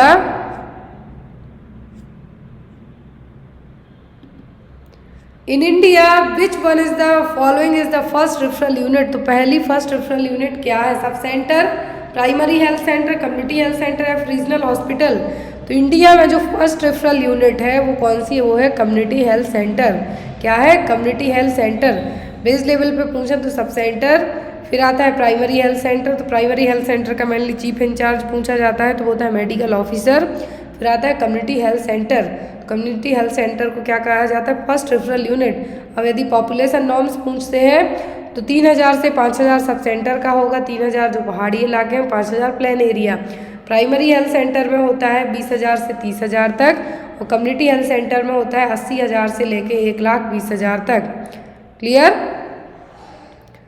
next one is grey baby syndrome seen in infants characterized by progressive abdominal distension, pallor, cyanosis and vasomotor collapse 3 to 4 days are associated with used of. तो grey baby syndrome इनमें से एक medicine का क्या है? Side effect है। तो वो कौन सी मेडिसिन है जिसके कारण बच्चे का कलर ग्रे कलर का हो जाएगा? जो मेडिसिन 3 से 4 दिन तक यूज़ की गई उसके बाद बच्चे में साइड इफेक्ट देखने को मिलेंगे। सल्फाडाइजिन, क्लिंडामाइसिन, क्लोराम्फेनिकोल या फिर वैंकोमाइसिन। तो वैंकोमाइसिन तो रेड वेन सिंड्रोम, मतलब रेड कलर का कलर क्रिएट कर देगी, मतलब जो side effect body red red रहेगी आपकी। लेकिन ग्रे बेबी सिंड्रोम में बच्चे का कलर ग्रे टाइप का होगा, स्काई ब्लू टाइप का हो जाएगा, और वो है क्लोराम्फेनिकोल। क्या है? Chloramphenicol. Next one is during active management of active labour injection ergometrine is contraindicated in which of the following condition. तो एक्टिव मैनेजमेंट में क्या किया जाता है? जो थर्ड स्टेज ऑफ लेबर होगा यहाँ पे एक्टिव मैनेजमेंट किया जाएगा ताकि PPH से प्रिवेंट कर सकें, तो अर्गोमेट्रिन दिया जाएगा। तो अर्गोमेट्रिन किस केस में आप नहीं देंगे? प्रोलॉन्ग्ड लेबर में, सीवियर एक्लेम्सिया में, प्रीमी ग्रेविडा में, कि नन ऑफ द अबव में। प्रोलॉन्ग लेबर में दे सकते हैं, प्रीमी ग्रेविडा को दे सकते हैं, लेकिन यदि माँ के लिए हाइपरटेंसिव डिसऑर्डर है, जो कि सीवियर एक्लेम्सिया क्या हाइपरटेंसिव डिसऑर्डर है? प्रेगनेंसी इंड्यूस्ड हाइपरटेंशन हम कहेंगे। डिसऑर्डर है सीवियर एक्लेम्सिया, इस केस में आप अर्गोमेट्रिन नहीं देंगे। इसका एक रीज़न ये होता है कि यदि आपने अर्गोमेट्रिन दिया तो यहाँ पर जो स्मूथ मसल्स हैं क्या करेंगी? प्रिसिपिटेट जो और ज़्यादा सेरिब्रल वैसोस्पाज्म भी कॉज कर सकती हैं और मरीज सीधा ऊपर निकल लेगा, यूट्राइन रप्चर का कॉज कर सकती हैं, क्योंकि ऑलरेडी बेबी बड़ा हुआ है, आपने अर्गोमेट्रिन दे दिया तो और ज़्यादा बढ़ेगा, पर्सन सीधा ऊपर। तो यहाँ पर जो एब्सोल्यूट कॉन्ट्राइंडिकेशन है अर्गोमेट्रिन का प्रेगनेंसी में वो होता है यदि माँ के लिए कोई भी हाइपरटेंसिव मतलब बीपी बढ़ने वाली समस्या हो, तो उस केस में इसको अवॉइड किया जाएगा।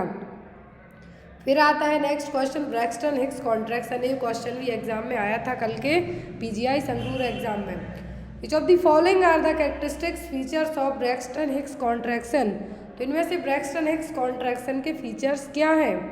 Regular, infrequent and painless, rhythmic frequent and painless, non rhythmic intermittent and painful, या फिर रेगुलर कंटिन्यूस एंड पेनफुल। तो ब्रैक्सटन हिक्स कॉन्ट्रैक्शन क्या है? ब्रैक्सटन हिक्स कॉन्ट्रैक्शन में जो यूट्राइन कॉन्ट्रैक्शन आते हैं तो रेगुलर होते हैं, पेनलेस होंगे मतलब दर्द नहीं होगा, और इनफ्रिक्वेंट रहेंगे। तो ये क्या है? Braxton Hicks contraction. इनको हम फॉल्स लेबर पेन भी कह सकते हैं, और ये जनरली आपको थर्ड ट्राइमेस्टर में ही फील होना स्टार्ट हो जाते हैं। और जो ट्रू लेबर पेन होते हैं, जिनको हम ट्रू लेबर पेन कहेंगे, मतलब सही में लेबर पेन आ रहा है, रेगुलर रहेंगे, प्रोग्रेसिव होंगे, लॉन्गर होंगे, स्ट्रॉन्गर होंगे, आप लेट जाओ बैठ जाओ खा पी लो कुछ भी में ठीक नहीं होंगे। लेकिन ब्रैक्सटन हिक्स कॉन्ट्रैक्शन इसको हम फॉल्स लेबर भी कह सकते हैं, जिसमें आपको सीधा बस एब्डोमेन में सामने की तरफ दर्द होगा, लेट जाएंगे तो ये ठीक हो जाएगा, कुछ खा लेंगे तो ठीक हो जाएगा। Next one is the name the condition in which the gravid uterus excites aortocaval compression when the pregnant mother lies on her back। तो यहाँ पर प्रेग्नेंट मदर को कहा जाता है कि आप लेफ्ट साइड जो लेटिए, तो लेफ्ट साइड करवट करके लेटिए, तो यदि ग्रेविड यूट्रस में यदि एक्सर्शन पड़ता है, आप प्रेग्नेंट मदर सीधे जाके लाई डाउन हो जाए, लेट जाए, तो ये क्या होगा, supine hypotension syndrome, foetal compression, superior vena cava या लेफ्ट आर्टरियल कंप्रेशन। तो ग्रेविड यूट्रस मतलब प्रेगनेंसी में आप जाके सीधा स्ट्रेट लेट जाते हैं तो जो कंप्रेशन फील होगा वो कहलाएगा सुपाइन हाइपोटेंशन सिंड्रोम। क्या होगा, सुपाइन हाइपोटेंशन सिंड्रोम। इसीलिए प्रेगनेंसी में कहा जाता है कि माँ कैसे लेटे, लेफ्ट साइड करवट करके लेटे, क्योंकि जितने भी जो वाइटल ऑर्गन्स होते हैं बेबी के वो क्या रहेंगे, कंप्रेस नहीं होंगे, वो माँ को भी ब्लड प्रेशर की स्पेशली बीपी लो होने की प्रॉब्लम फील नहीं होगी। Next is Bandl's ring is also termed as Bandl's का टर्म यूज किया गया है, pathologic retraction ring, physiologic retraction ring, constriction ring या फिर कॉन्ट्रैक्शन रिंग। तो जो बंडल्स रिंग है इनके लिए पैथोलॉजिकल यूटेराइन रिट्रैक्शन रिंग भी कहा जाता है। क्या है, पैथोलॉजिकल रिट्रैक्शन रिंग।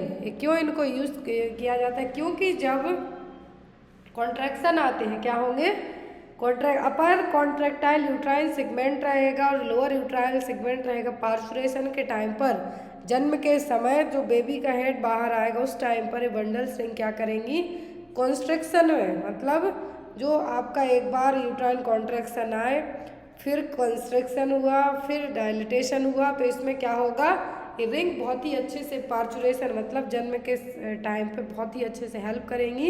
इसीलिए इनका नाम क्या है, पैथोलॉजिकल रिट्रैक्शन रिंग और Bandl's ring. Next one is the mechanism by which lactation cause amenorrhoea and involution is.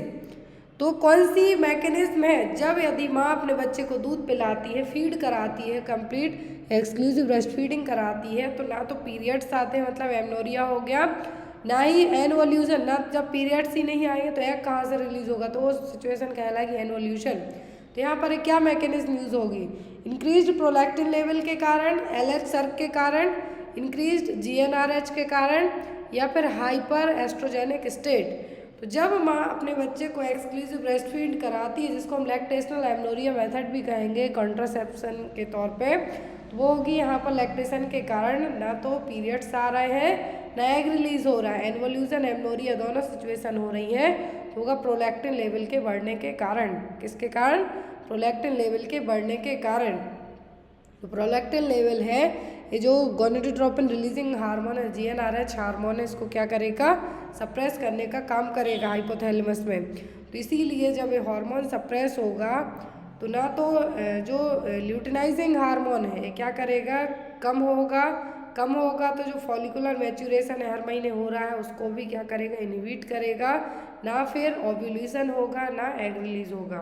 तो इसीलिए लैक्टेशनल एमनोरिया मेथड जो कि 100% तो इफेक्टिव नहीं होती है, बट यदि आपके एक भी बार पीरियड्स नहीं आए हैं, 2-3 महीने कंटिन्यूस हो गए, आप बच्चे को एक्सक्लूसिव ब्रेस्ट फीड कराते हैं, तब आपको, यदि एक्सक्लूसिव ब्रेस्ट फीडिंग मदर है आप, तो आप लैक्टेशनल एमनोरिया मेथड अपना सकते हैं। इसमें जो प्रोलैक्टिन हार्मोन है इसका लेवल बढ़ने के कारण ना आपको ओव्यूलेशन होगा ना ही आपके पीरियड्स आएंगे। Next one is the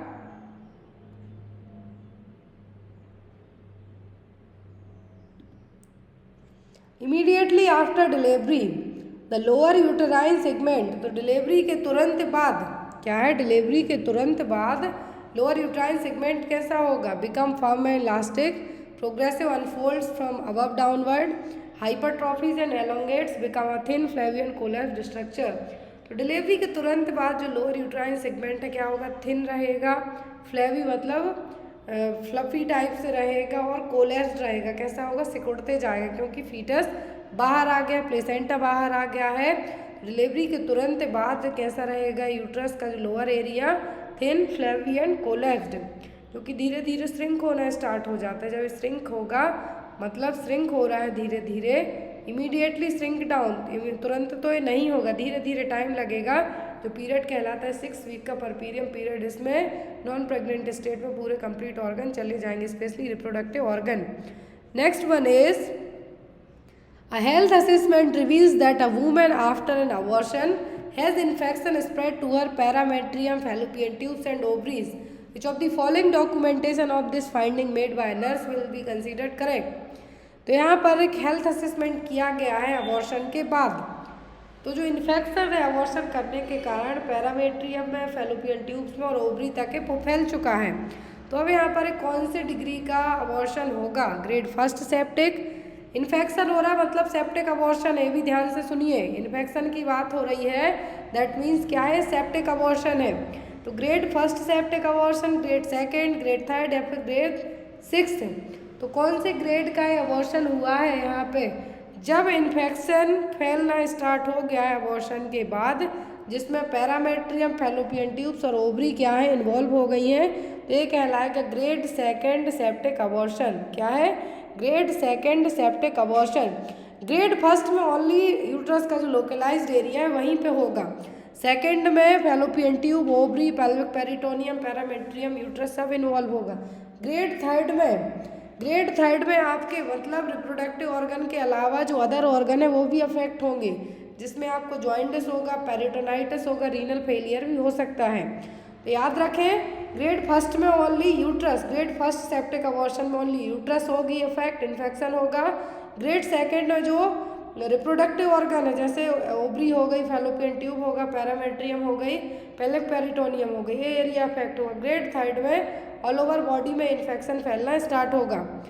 next one is the which of the following terms is used for defining the relationship of a reference point on the presenting part to the various quadrant of the pelvis?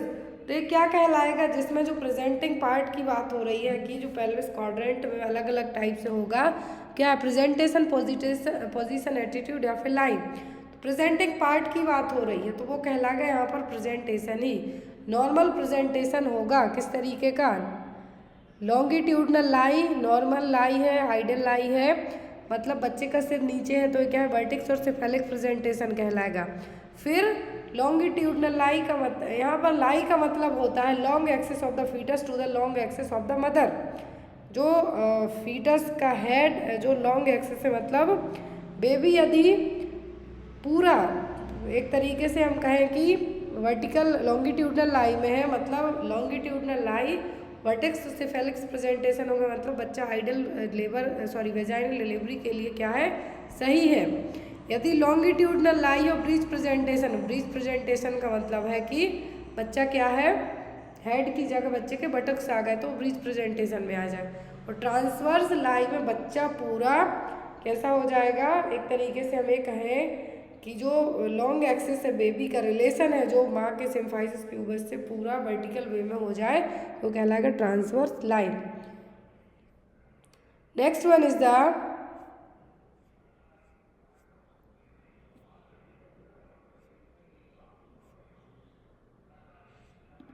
Late down reflex is known as. तो let down reflex को और क्या कहा जाता है? Sucking reflex, milk ejection, rooting या फिर milk secreting.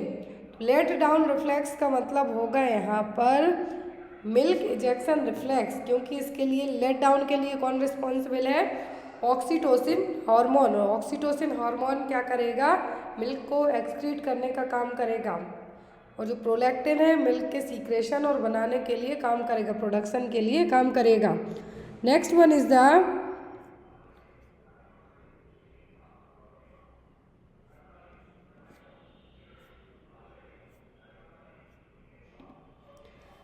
alcohol is using in clinical setting for the skin disinfection. This alcohol is made by। तो जब आप जो अल्कोहल यूज़ करते हैं क्लिनिकल सेटिंग में, मतलब कि जब आप अपने हाथ सैनिटाइज करते हैं तो उस सैनिटाइज़र में कौन सा अल्कोहल रहेगा? इथाइल, मिथाइल, एथेनॉल या फिर आइसोप्रोपिल। तो जो अल्कोहल रहेगा क्लिनिकल सेटिंग में यूज़ किया जाता है वो कौन सा होगा आइसोप्रोपिल अल्कोहल। कौन सा? Isopropyl alcohol. Next one is the formula used to calculate the estimate foetal weightage. तो यदि फीटस का वेट, आप यूट्रस में ही है फीटस, आपको उसका वेट पता करना है, जब आप लास्ट स्कैनिंग कराते हैं या फिर इनिशियल स्कैनिंग करवाई जाती है तो उसमें बताते हैं कि बच्चे का वजन 200 ग्राम है, 400 ग्राम है, 800 ग्राम है, या फिर 8वें महीने में होती है तो 2.5 kg है। तो कैसे फीटल वेट आप कैलकुलेट कर सकते हैं? अंदर तो आप कोई ऐसी वेट मशीन डाल नहीं सकते हैं। कौन सा फॉर्मूला अपनाएंगे? जॉनसन्स, नेगल्स, जैकबसन या फिर नन ऑफ द अबव। तो बच्चे का जो फीटल का जो वेट है उसको चेक करने के लिए कि कितना वजन है, जॉनसन्स फार्मूला अपनाया जाता है। कौन सा? Johnson's formula. According to that formula क्या किया जाएगा यहाँ पर, फीटल वेट इन ग्राम के लिए यहाँ पर फंडल हाइट को सेंटीमीटर में लेके माइनस के का मतलब है यहाँ पर कुछ इस तरीके से कि फीटल का हेड 0 स्टेशन पे है, प्लस स्टेशन पे कि माइनस स्टेशन पे है, ये चीज़ें यहाँ पे एप्लीकेबल करके जॉनसन्स फार्मूला लगा के फीटस का वेट है जो कैलकुलेट किया जाता है वो यूएसजी में प्रॉपर तरीके से आपको आता है। एक होता है डेयर्स फार्मूला। क्या है? डेयर्स फार्मूला में fundal height in centimetre into abdominal girth in centimetre में निकाला जाता है। क्या? डेयर्स फार्मूला के थ्रू भी फीटल का वेट कैलकुलेट किया जाता है। दो फार्मूला अपनाए जाते हैं। मेनली जो सोनोग्राफी की जाती है उसमें जॉनसन्स फार्मूला लगा के बताया जाता है कि फीटस का वजन कितना है। Next is drug of choice for induction of ovulation. Ovulation का मतलब है एग रिलीज। जो हर महीने क्या होता है, पीरियड्स के साथ में एग ओवम का रिलीज होता है। यदि पीरियड्स नहीं आ रहे हैं तब ओव्यूलेशन भी नहीं होगा। उसके लिए एक मेडिसिन यूज़ की जाएगी, तो वो क्या है? प्रोजेस्टेरोन, एस्ट्रोजन, मेटफॉर्मिन या फिर क्लोमिफेन। तो जो कॉमनली मेडिसिन यूज़ की जाती है ओव्यूलेशन के लिए वो होती है क्लोमिफेन। कौन सी? क्लोमिफेन। नेक्स्ट है यहाँ पर आपके लिए cancer of the cervix is caused bye. इसका आंसर आप लोग कमेंट बॉक्स में देना। जो नेक्स्ट क्लास होगी उसमें आपको सर्वाइकल कैंसर के लिए जो रिसेंट में वैक्सीन आई है, भारत बायोटेक बना रहा है, वो बताएंगे। सर्वाइकल कैंसर किसके द्वारा होगा? एचपीवी, एचआईवी, ट्रिप्नोमा पैलिडियम या फिर ट्राइकोमोनास वेजाइनलिस के कारण। तो इसका आंसर आप लोग कमेंट बॉक्स में देना। जो नेक्स्ट क्लास होगी 3rd क्लास, उसमें इसका आंसर आपको बताया जाएगा। आई होप आपको आज की क्लास अच्छी लगी हो तो प्लीज़ आप लाइक करें, अपने फ्रेंड के साथ शेयर करें। Thank you for watching us. Bye bye, take care.